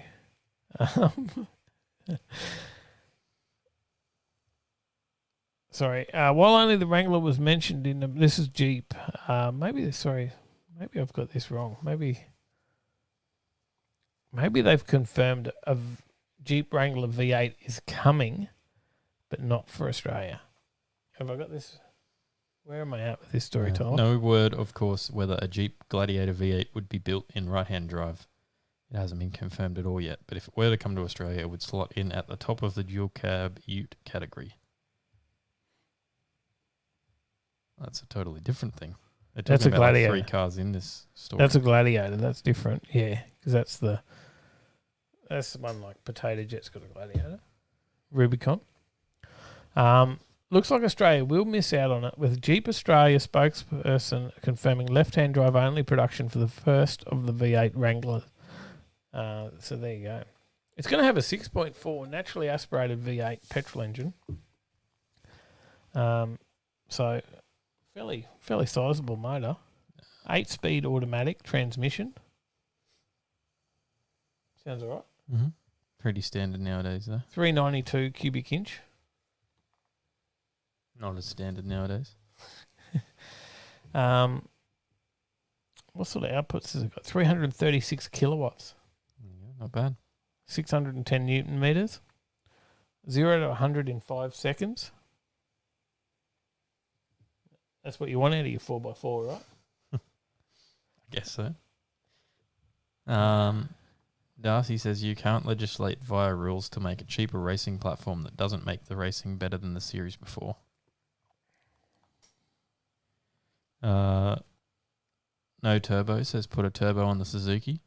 Trevor Smith says V8 Vitara. I don't know where we've seen one of those. Yeah, we've seen a few of those getting around. We've seen the one getting around at multiple places. Yeah, yep, definitely was up at Lakeside as well. James Baylor says, is this the new American sales pitch? No one is buying cars. Chuck a V8 in it. Solved. Well, I like that option. Matty Z says, Tyler needs a Hummer. That'll work Streetcar for you. Culture says, Paige is the boss, I see. Time for a Tarago, Tyler, and pile the kids in. She doesn't want a Tarago either. She wanted a second 33 a little while back. I was going to send... how are you going to fit the dogs in a second 33? I was going to send you that. There was a nice She high wanted a ace second today. 33 because there was one for sale. Oh, there was a good high ace there today. What about a high ace? Could go highest. Van life. Wrangler enthusiasts have been asking for a Wrangler V8, and the Wrangler Rubicon 392 concept proves that they have the ability to make that happen. There you go. Ardiz says, just get a Land Cruiser. There was 2 of those, the 200 series racing at Lakeside at the 1/8 drags on Sunday, wasn't there? Mm-hmm. I just need a supercharger in this thing, and that'd be even more impressive, right? Mm-hmm. All right, we've got a few stories to get through. What about another SUV? Do you want more SUV stories? Seeing you're on the CHR. No, I don't know if I want a CHR. They don't actually have that much room. They don't have a lot of boot space. Okay, good point. Yeah, You might as well just call this a hatchback. That is not going to fit your Irish Wolfhound. Yeah. I mean, probably not any better than the Mirage would. No, because you happen to buy one of the biggest dogs you can get. Mm-hmm. Or buy or adopt, whatever you adopt. Yeah. You've adopted one of the largest dogs around. Yeah, and we adopted a second one. Not an Irish Wolfhound though. We adopted a lab. A lab. The CHR is a nice car though, but this is talk now that they're going to have a GR Sport model. The one thing with the CHR is they are a little bit sluggish. Mm. They may lack a little bit of power when it comes to big hills. Okay. But what about the GR model? Is that going to be a little bit better? Who knows? Right? So, you don't know? Who knows? I don't know. I don't know. I can't find anything in the story much. Is that all you got from me? Who says knows? 80 I don't know. kilowatts. I was hoping you knew. Yeah, it says 80 kilowatts. I don't know. It doesn't really talk too much about the GR one. Is that more than a Mirage? It is. Pretty much everything's got more than a Mirage. They're a $35,000 car. They're a nice car. I like the look of them. The GR Sport adds a raft of styling tweaks to set it apart from the standard CHR models, including a more aggressive front bumper with a close resemblance to the GR Yaris, 19-inch alloy wheels wrapped in low-profile tyres, GR Sport badging. Inside upgrades include unique trim inlays, a sports steering wheel, GR-branded instruments, and leather-accented sports seats. Complementing the visual upgrades is up-rated suspension, which, while not officially confirmed, will likely bring a lower ride height and increased stiffness for a sharper drive. Despite being based on the petrol-powered GXL two-wheel drive, power in the GR Sport comes from the hybrid system used by the flagship Cobra hybrid, mating a 1.8-litre naturally aspirated petrol engine with an electric motor for a combined output of 90 kilowatts. 90. It's going all out. Shane Kane says get a Stagia. Get one of those. Stagia. You would get one of those, right? Mm-hmm. Good. You like those RB engines? Yep. No 2Js in there. Maybe. Who knows? Oh, sorry, I was just reading some comments. Matty Z says no, get a Mercedes Sprinter. He loves them. I know that. Brad says van problem solved, Hyundai iMax. There you go. Hyundai's. James Baylor says maybe get your heavy Irish Wolfhound, maybe get your heavy vehicle license instead. Just about need it. All right, talking about Hyundai. Street Car Culture's got a message for Paige. It says, "Watch 4x4 vehicles is Tyler allowed to choose from?" Got to get your list. Mars says, "Buy a Great Dane, put a sunroof in the back. She'll be right, mate." Stick the head out. It'll be fine. Right, talking Hyundais. We need a Hyundai story. We need an electric story. RD says, "I drive loads of different cars every day, and my current favourite daily that I have been in would be a new Forester. Love the seats and interior." Mad Dad says, "Just put a rear sunroof in the Mirage. It'll be fine." You get them in there now, don't you?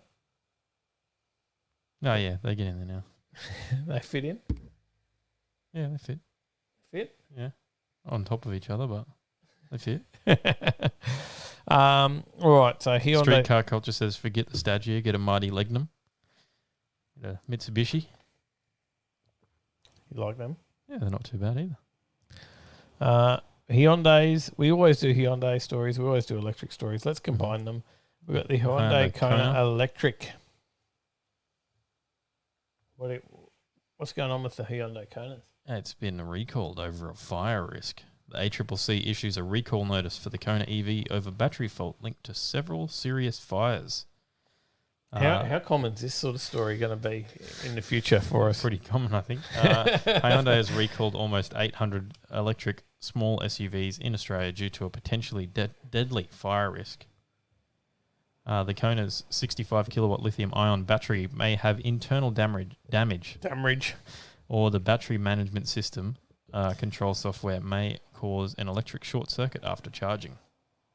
The issue, which affects 77,000 cars worldwide, is believed to be the cause of at least 9 Kona electric fires reported around the world, though at this stage no such issues have been reported in Australia. Yet. But there's, 800 of them in Australia that are affected. Mm-hmm. Out of No 77,000. turbos, there's long extension lead. That's what you'll need. Trevor and a Smith fire says batteries extinguisher. with a lot of laughing faces. It's definitely going to be a thing that's going to keep coming up, right? Mm-hmm. But don't worry, if you are affected, Hyundai Australia is contacting the owners of all the affected vehicles directly to facilitate a fix. I think it's something to do with turning it off and back on again. Is that what that's what is going to happen in the future, right? You go to the mechanic and he'll say, "Have you tried turning it off and back on again?" No, instead of going to a mechanic, you'll just ring tech support. Have you turned They'll all it be off working in the help desk. Have you tried turning it off and back on again? Yeah, it seems to have worked. Except you always go, yes. Yeah, of course I've done that. Oh, no, it seems okay now. All right, what else have we got in electric news, mate? We got other electric news? Do we? I don't know. I'm asking you. I think so. Yeah? You don't know? Why big wheels clobber efficiency and slash your car's range. Why do they? Installing gigantic wheels on your car is a tempting proposition when you're eager to maximize style. Because if and you want a minimise- Tesla with some 22s, and minimize tire sidewall. Automakers make it easy to select an optional wheel and tire package that offers larger diameter rims fitted with lower profile tires, smartly filling the wheel openings to keep everything working as the engineers intended. The overall height of the new combination ends up being almost exactly the same as the basic wheels fitted as standard equipment. Sounds like you have nothing to lose, right? no. I want some 22s on my Tesla Model 3. Not exactly. While big wheels are awesome in appearance, they can also affect your range, how far you can drive on a tank of gas or a single battery charge. This is bad news if you want every kilometre possible from an EV. I'm no stranger to putting bigger wheels on my cars. I like the style, and in the case of my smart 4.2s, the bigger wheels actually make the cars feel a lot more confident on the highway. I can pass semi-trucks without feeling like the car has entered a strong microburst. Still, running larger wheels can reduce your car's range. In 2010, Car and Driver ran a test on a Volkswagen Golf. The test started with 38cm wheels and worked up to 48cm wheels. Despite tyre diameter being held nearly constant for all the wheel packages, the car's fuel economy dropped to 8.9 kilometres per litre with 38cm wheels, from 9.9 kilometres per litre with 48cm wheels. There's a decent difference there, a full litre. That's 48 full kilometre, centimetre sorry. wheels, like a 19-inch. What was the other one? 38 centimetre wheels. Yeah, It's a 15. there you go. I wouldn't. Put drag wheels on then. Did they mention that was large? No, that's the small wheels. I was going to say. I was hoping it wasn't. I was going to say, what's a small wheel if 15's and large? Put drag wheels on then. 15s on the back. Yeah, 15's definitely on my. There was a few Teslas at the drags on the weekend though, right? Mhm. I didn't get to watch them. How'd they go? Did Yeah, not too bad. you film them? I did. Did? Wait and see that because I haven't seen it. Mhm. Now I've got to wait to see it too. Can you just send me some clips so I can see it early? Don't know. Damn it! Don't put big wheels on your Tesla. Mm-hmm. That's the moral of this story. Is that right? Yep. We got a Tesla story. Mad Dad says tyre fitters love you with bigger wheels. Diz says more unsprung weight. You know, not only the big wheels are going to give you less mileage. Tesla supercharging is now more expensive than petrol refueling. What the? Tesla's Really? less than the cost of petrol claim no longer cuts the mustard. Teslas are now more expensive to recharge than it is to fuel an equivalent petrol-powered car, at least if you're using the Tesla Supercharger network. A recent price increase to use the fast-charging Tesla Superchargers and incorrect fuel figures on the Tesla website mean claims that recharging using a supercharger is less than the cost of petrol are incorrect. According to Tesla, the cost of charging a Tesla Model 3 is $7 per 100 kilometres, compared with $12 for a rival petrol car. Right. Those estimates include at least three incorrect figures: how much electricity a Tesla Model 3 uses, the cost of electricity at a Tesla supercharger, and the price of petrol. The recent increase in the supercharger costs to 52 cents per kilowatt hour is well up on the 42 cents per kilowatt hour on the Tesla website.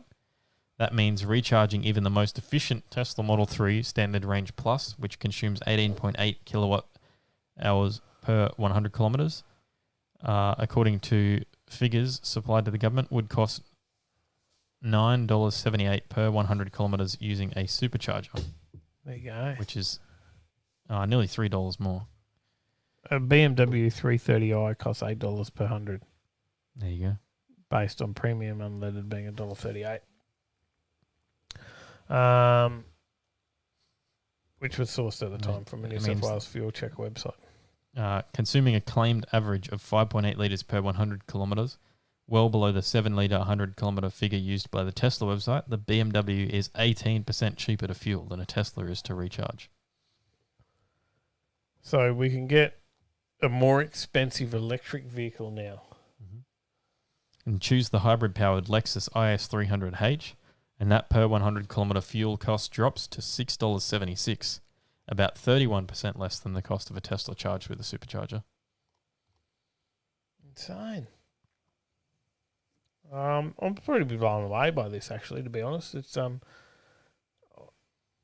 you sort of think that Ardiz says there is a plus side to driving to bigger wheels. When driving, the odometer goes up slower.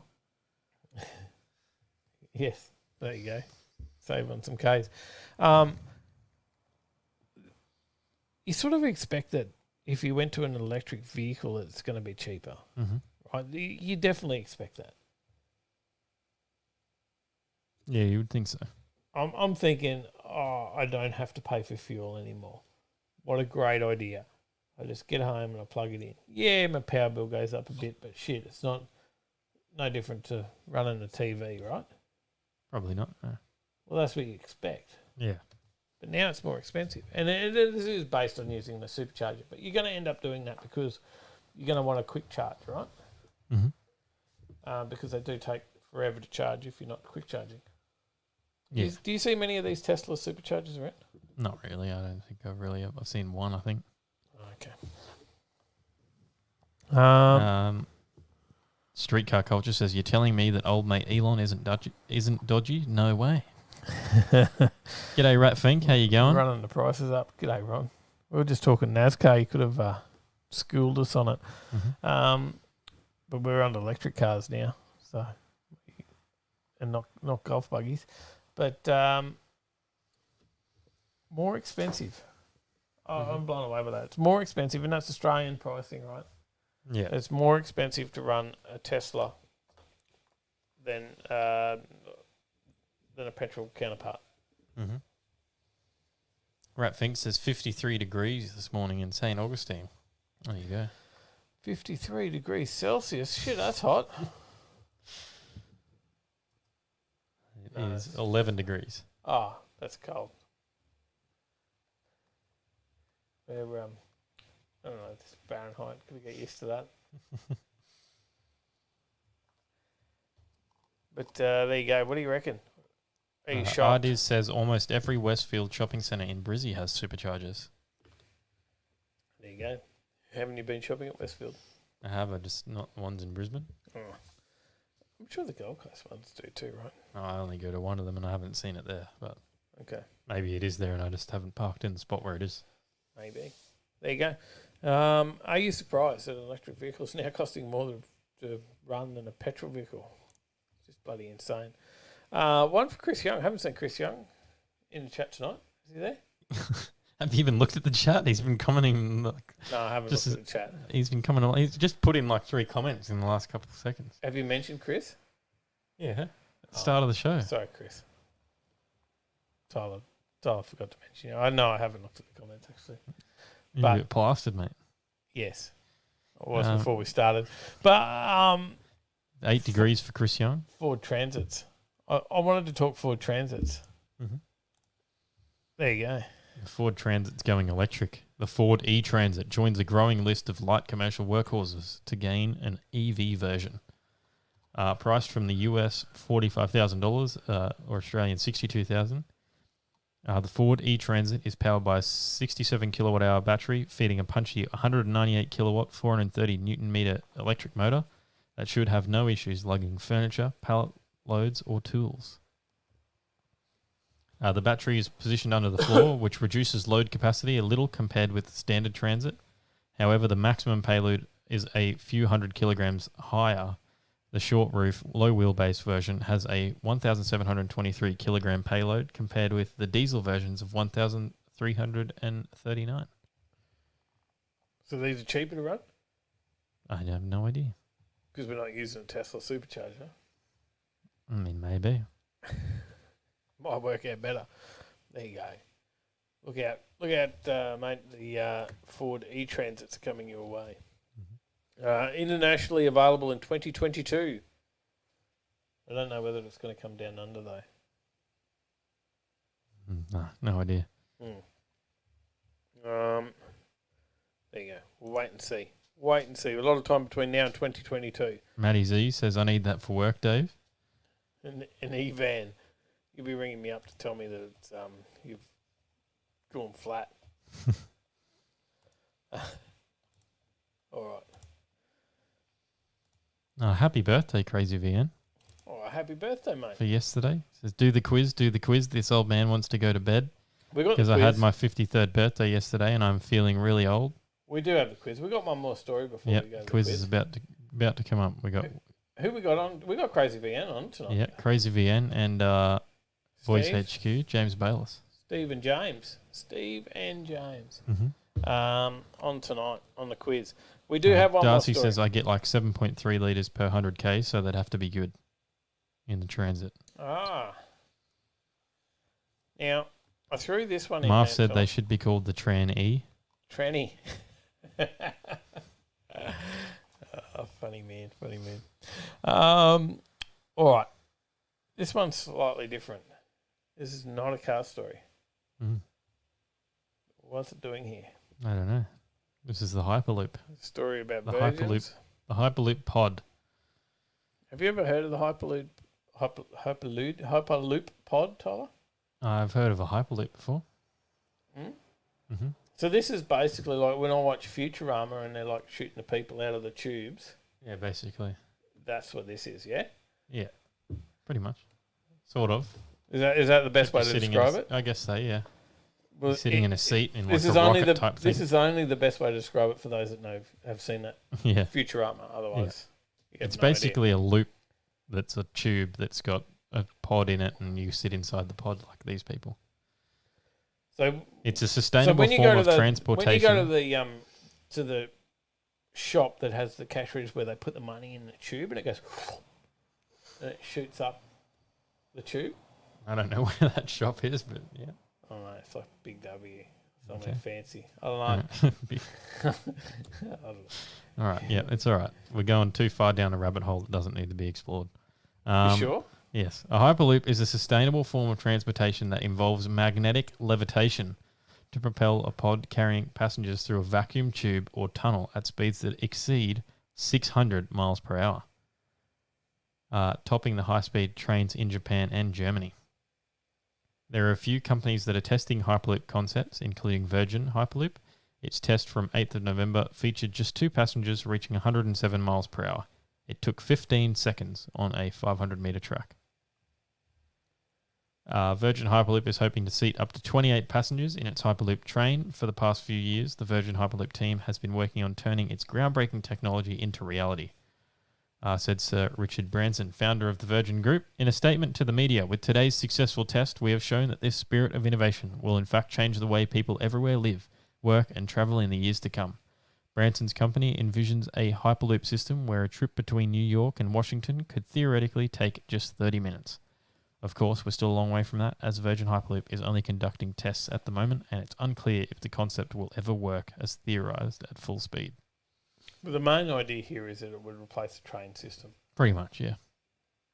so that each city would be joined up by these tubes that would shoot us around Yeah, using magnetic technology. basically. So New York to Washington is 3 hours and 50 minutes by car. It would They take you take 30 minutes on the Hyperloop. See you, Brad. Brad's off.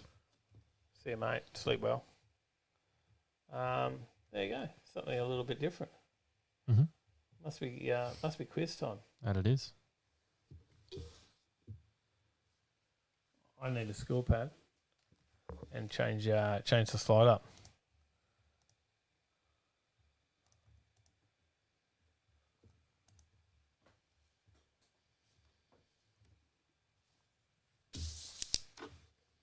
How you going there with the quiz, Tyler?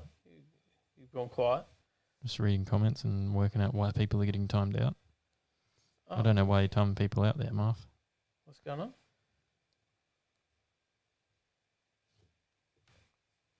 Has power gone to his head? Don't know. What's going on? Who's been timed It's out? all right. Doesn't matter. Don't stress yourself because you're pissed. So, Oh, that's harsh. well, you'll make it a big issue than it needs to be. That's harsh. Very harsh. Yeah, but he'll make it a bigger issue than it needs to be. Jeez. He's strict on Dad tonight, isn't he? How you going? Eating all? Hey, mate. How are you? Oh, Yeah, Wait. we got you. no. You were here a minute ago. Yeah, I'm still here. No. Steve was in here as well. Oh, Wait a minute. You there, Steve? Mr. Crazy VN. We get wind come through, but not you.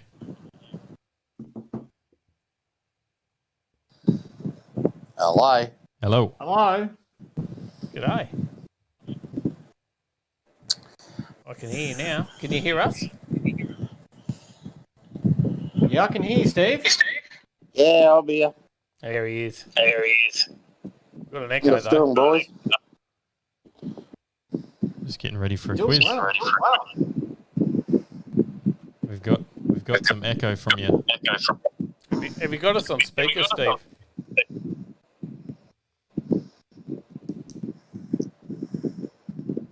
Hello? No? Technical issues. Technical difficulties? Wouldn't be overtaking lane if you didn't have technical. Yeah. Yeah, You know what I mean. those. That's all right. Hey. All right. Well, you'll get to hear everyone twice. I can't hear Steve at all. You can't hear Steve at all? Is he there? Yeah, he's here. Steve? Hello. Yeah, we got you. We just got an echo coming from you. Oh. We got James then. Yeah, I'm still here. Oh, yeah, he's clear. Yeah, we've got James and Steve, but Steve's got an echo. If you're on speaker, Steve, you got to go to not speaker. Hang on. What was that? Yeah, that's better. I know what it was. It was my air cooler. Ah, there you go. I've still got an echo though. Have you? Yeah, I think you got us on speaker. Hang on. Because I've got to have it on the speaker so I can hear you. Because my volume Oh, on my no. phone is stupid.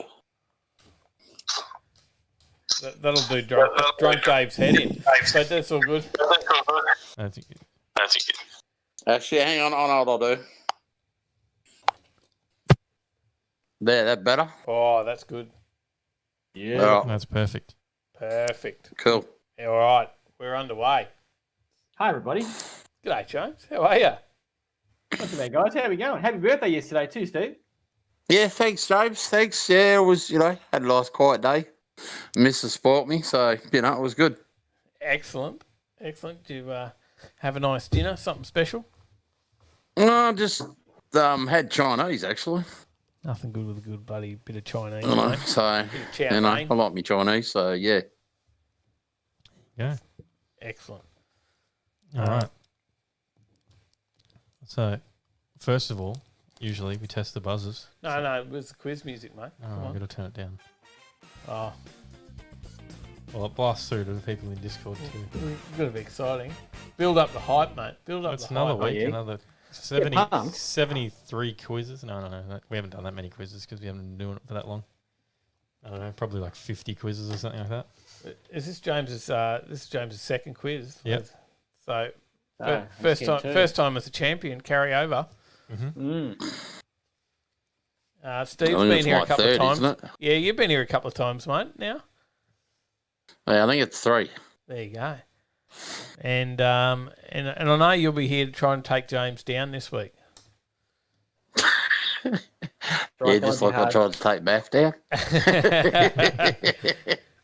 So let's see how it goes. Yep. Over to you, Quizmaster Tyler. No worries. All right. Well, first of all, got to test the buzzers. James, your buzzer. James. And Steve. Steve. Good stuff. Well done. Both correct. Couple of ticks there. You got your names. Good job. Well done. You've been Passed- studying? We've passed preschool. All right. Now Nah. ramp it up into college. Question number 1. What year did Aston Martin win the French Grand Prix and claim its first motorsport success? Was it A, 1926, B, 1933, or C, 1949? James. James? A. It was not A. Steve, B or C? B.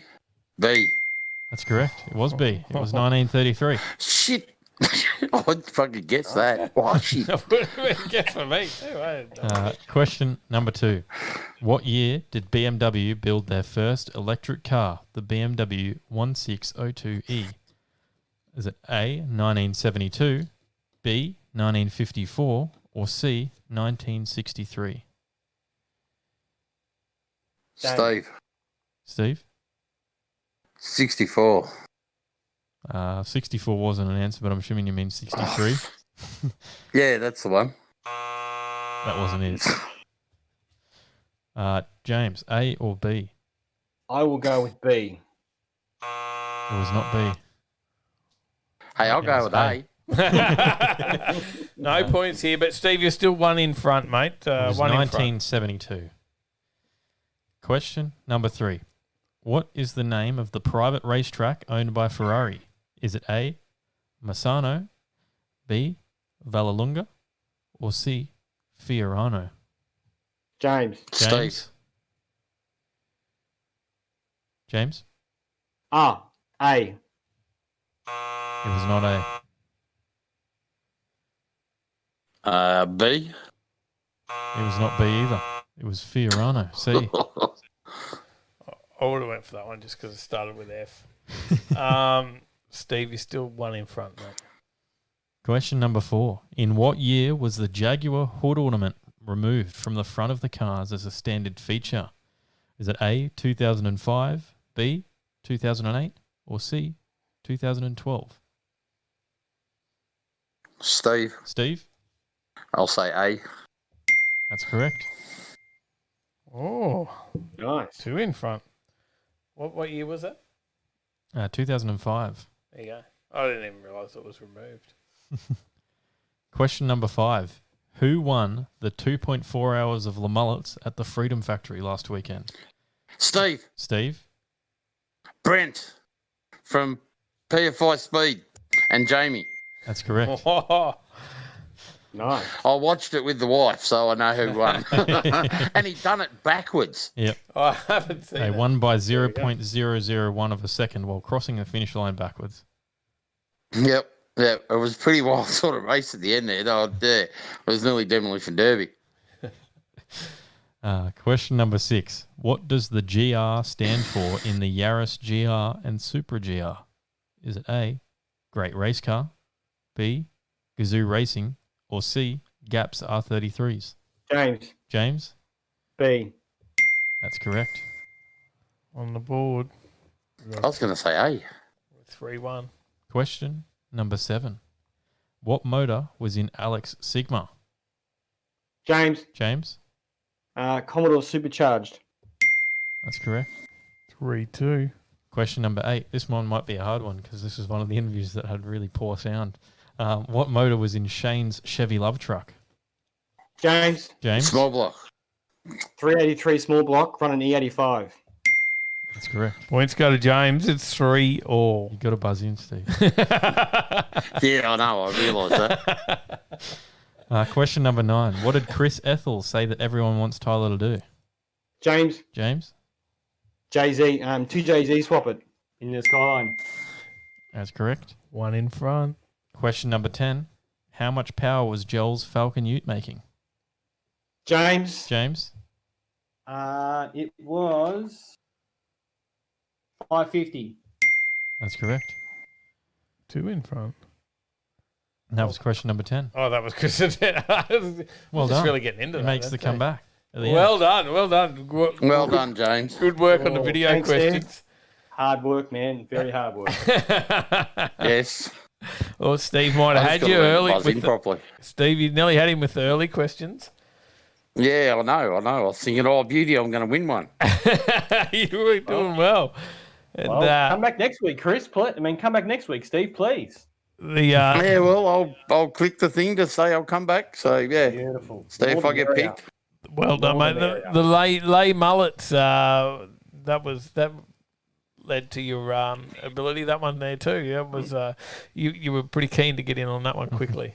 Oh, yeah. Yeah, as soon as you said the winner, I knew straight away. So, because me and the wife, I paid for that, the pay-per-view thing. And me and the wife sat down and watched it, and it was a pretty good show. I haven't seen it yet. I've got to wait 2 weeks now to get the free version. Oh, you tight ass. Right, Dave, I'm with you, mate. Yeah, I'm just going to wait now. They make us sit and wait a couple of weeks. But I'm an impatient old bastard, so. Mate, It's fine. It's fine, Steve. Not bad at all, mate. All I know is he's got potholes in the track and lots of Oh, yeah, they tore it up. Potholes? They're not potholes. They're swimming pools. They are, yes, true. He's just about laying in one. I think it's on trending on YouTube at the moment, that one, actually. All right, we've got some bonus questions which we may as well use since they're here. So bonus question number 1. What can't Dave do for 5 minutes? Sit on his butt. That's not the answer.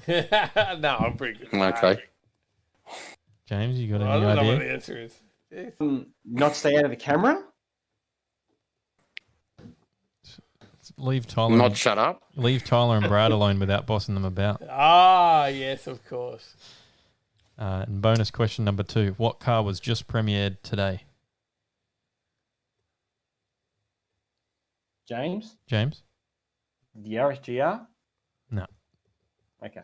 It was the Toyota 86 and the Subaru BRZ for 2022. Yes, the new one. Yes. I meant to put that story in.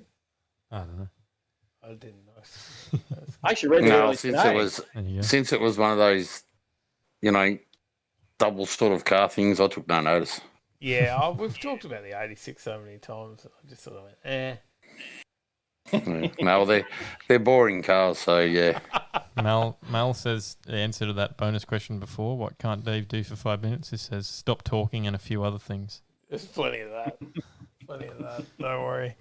It gets worse when you're stuck at home working on your own all the time. Yeah. So the big question, have you got your gearbox yet from Toll? No.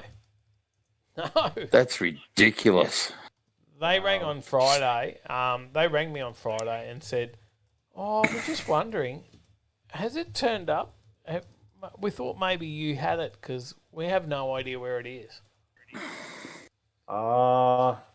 Yeah. I'm not going to go there, am I, Dave? It was bad. And then I got on to Craig's. I spoke to the guys at Craig's and just asked them what's going on. And they said they're ready just to send them an invoice now because they've still got to replace Travis's. Because Travis has given me his box, but he's got to get his replaced, right? So, but they said that's fine. They're just going to build him a new one and send it through, but they're just waiting on the cases to turn up. Because when I got that one, they only had 2 cases for a Turbo 400, and they were both cracked, and they couldn't get a bell housing for 3 weeks. So they chased around and did a lot of ringing around and got one specially in. And it was the only one they could get down there at the time to get a casing. So, but they do have 50 on order, but they're waiting for them to arrive.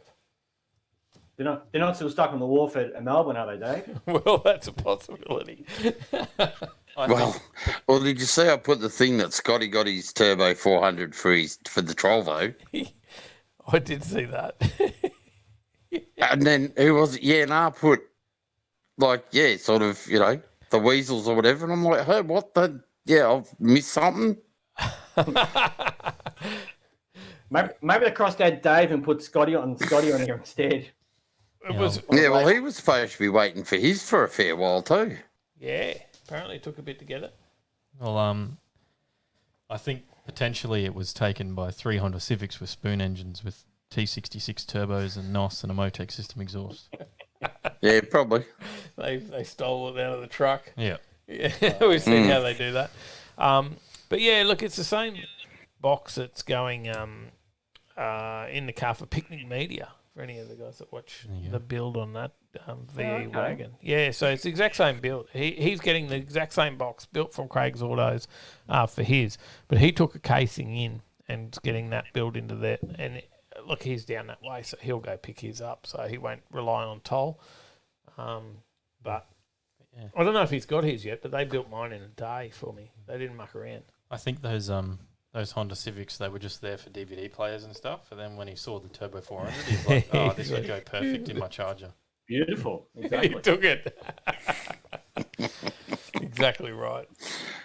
Oh well. Oh, well, it'll show up one day. Yeah. I look, I don't know where it is. I think it's There's a toll driver driving around with a nice Turbo 400 in their car now. I think someone had to have stolen it for it to be missing this far now. And they've done depot searches across Australia, and it hasn't shown up. So someone's stolen it. And yeah, guaranteed. Toll I said, Toll needs to step up and do some sort of police investigation. Well, they do. They need to do something. Otherwise, they're going to have their ass handed to them on a platter. Yeah. I think Craig's Autos have been pretty, easy about it as well. Because I know, speaking of those guys, they also had one from Toll that was broken that went to High Torque up here on the Gold Coast. And that was a $10,000 gearbox. And Toll didn't fork out for that. And they dropped it and smashed it. Yet they said, "Oh, Toll's the best, that we could get. We have trouble sending it with other people." And I'm like, man, you got to give them the flick. Yeah, I think they'll be rethinking that option next time. Yeah. So, but I know that they find it difficult. Like TNT want it boxed up in a crate and stuff like that. Like they can't just send it on a pallet wrapped. So, yeah. Well, let's be honest. Like, if you wanted to guarantee to get it there, I thought, well, let's put it in a nice secure box. So that way, then we know we might get there in one piece, not just wrap it on a half pallet and, good luck with it, fellas. It's probably, you are right, it's probably the better way to go. A little bit extra work to package it up. But, I know I've worked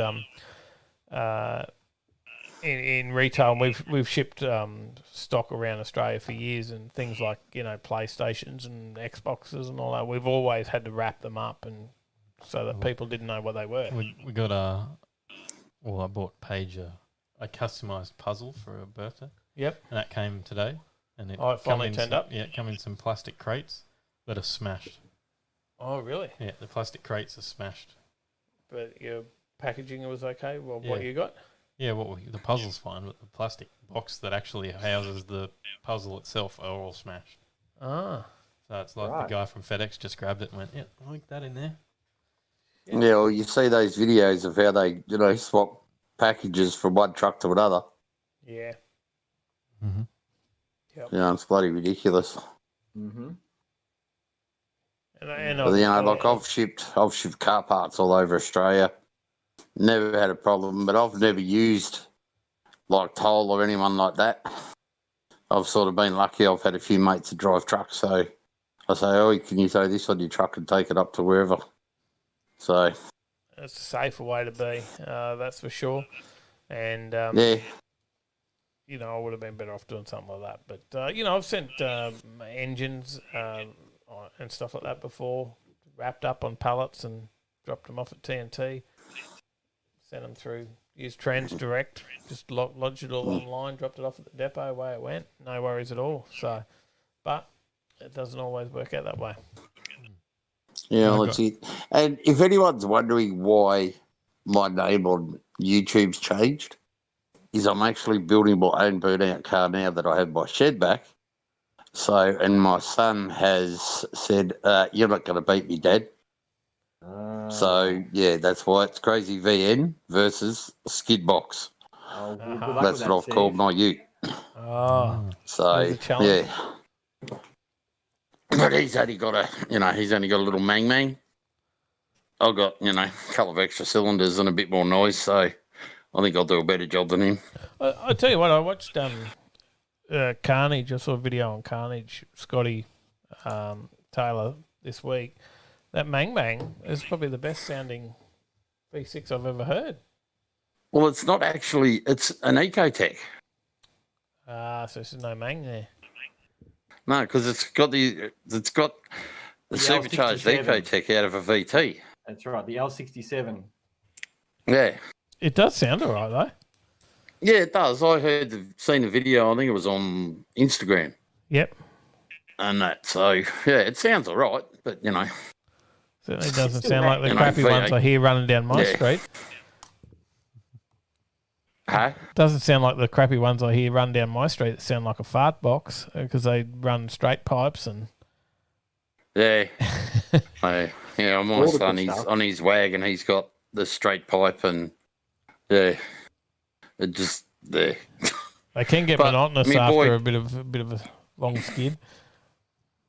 Yeah, well, give it to my boy. He does know how to throw a car around, whether it's a 6-cylinder or a V8.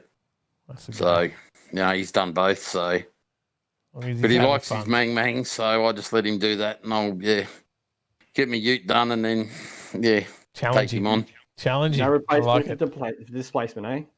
That's right. Yep, that's it. And the thing is, I'm building my motor and my car. My son, he put his motor in, but he had someone else build his motor and all of that. So, I'm ahead of the game already. Well done, mate. Well done. Well, I guess we got to wrap this up, and we got to go to the. We got some what's on, Tyler. Mm-hmm. And we got a wheel to spin. All right, boys. I'll catch you later. I'm going to bed. Guys, all the best again. I can't wait to see you all next week for who I'm going to take on next. You will be back. Get into Discord if you want to take on James. Yep. Yeah, guys, get onto it. It's the fun. It's a bit of a laugh, and have a bit of fun. Exactly. That's what it's all about. So, and it's it's not hard to do. It's a very special limited edition sticker that nobody else has got on offer as well. If you can get to 8 weeks. Yep. All right. Well, I'll see you later, boys. Thanks, mate. Thank you. Take care. All right. See you. Thanks, guys. Later. Time for what's on. We got to spin this wheel first. Oh, you got to spin the wheel? Yeah, the Muff off wheel. The what off? What did you call me? Muff off.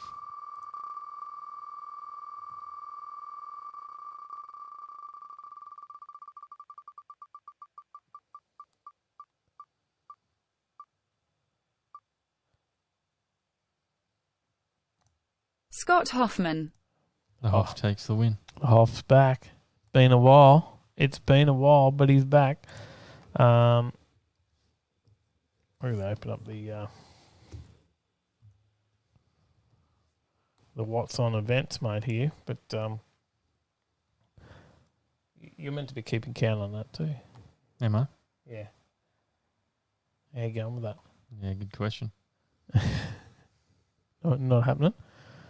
All right. So tomorrow, Munchies and Adelaide Auto Expo car show, 5 p.m. till 8 p.m. Where's that? Which probably isn't on now because the COVID stuff. Oh. They just went into lockdown for 6 days, so I don't think that is on.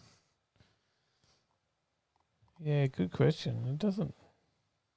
They haven't cancelled it though, have they? No.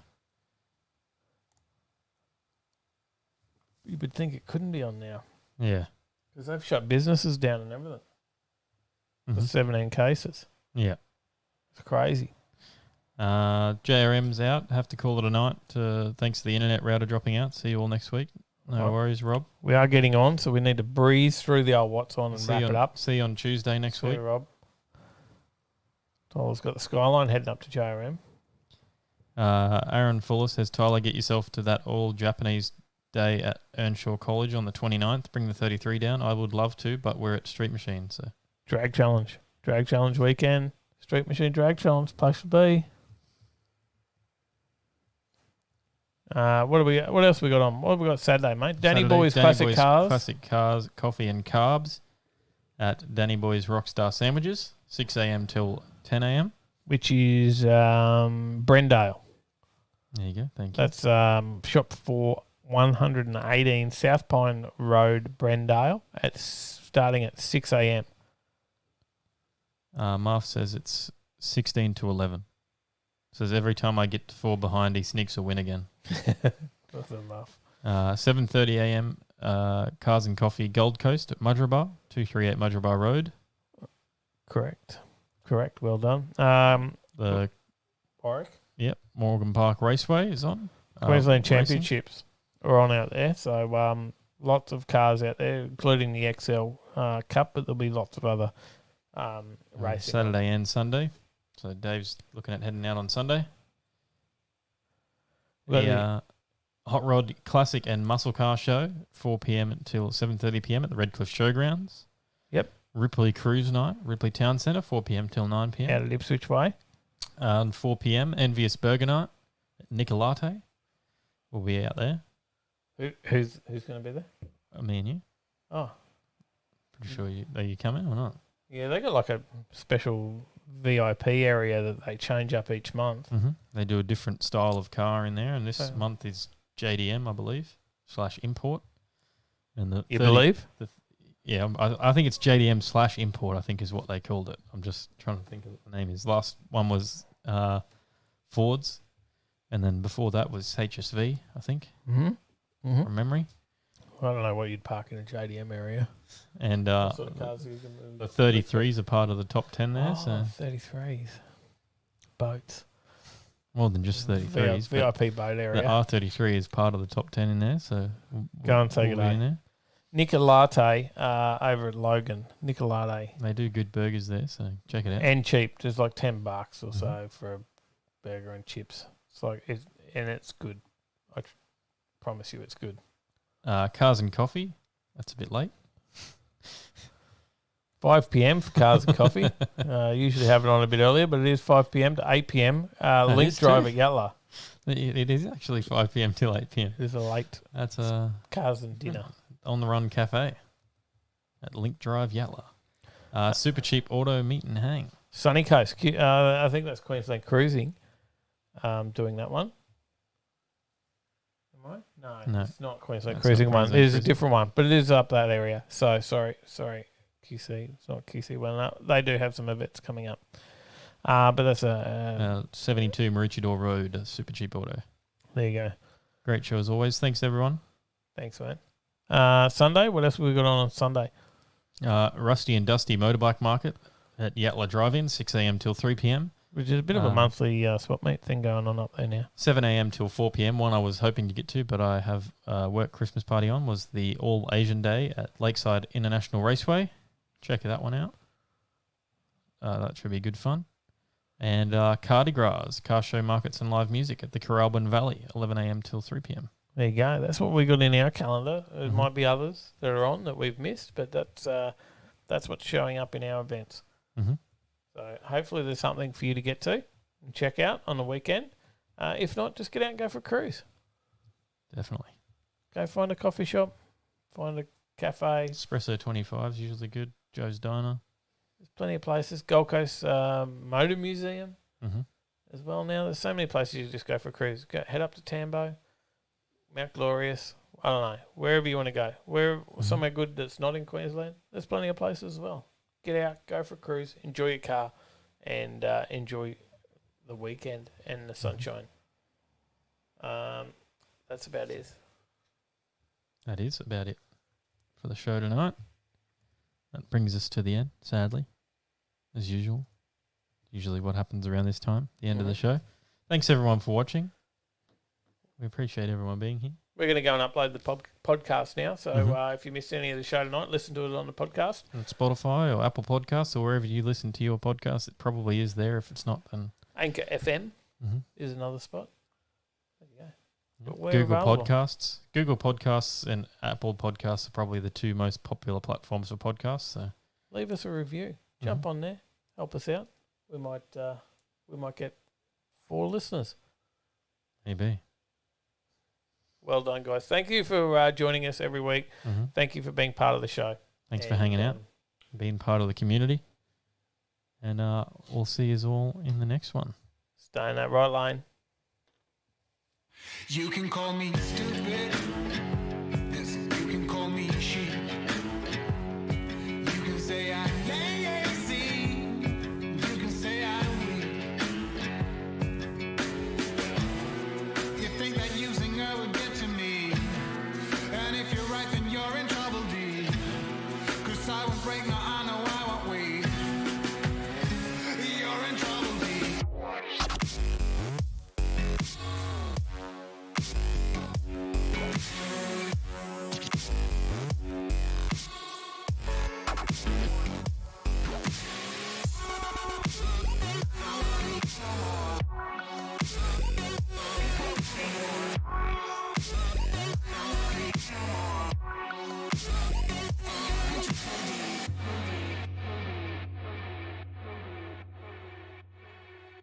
But when it comes to her,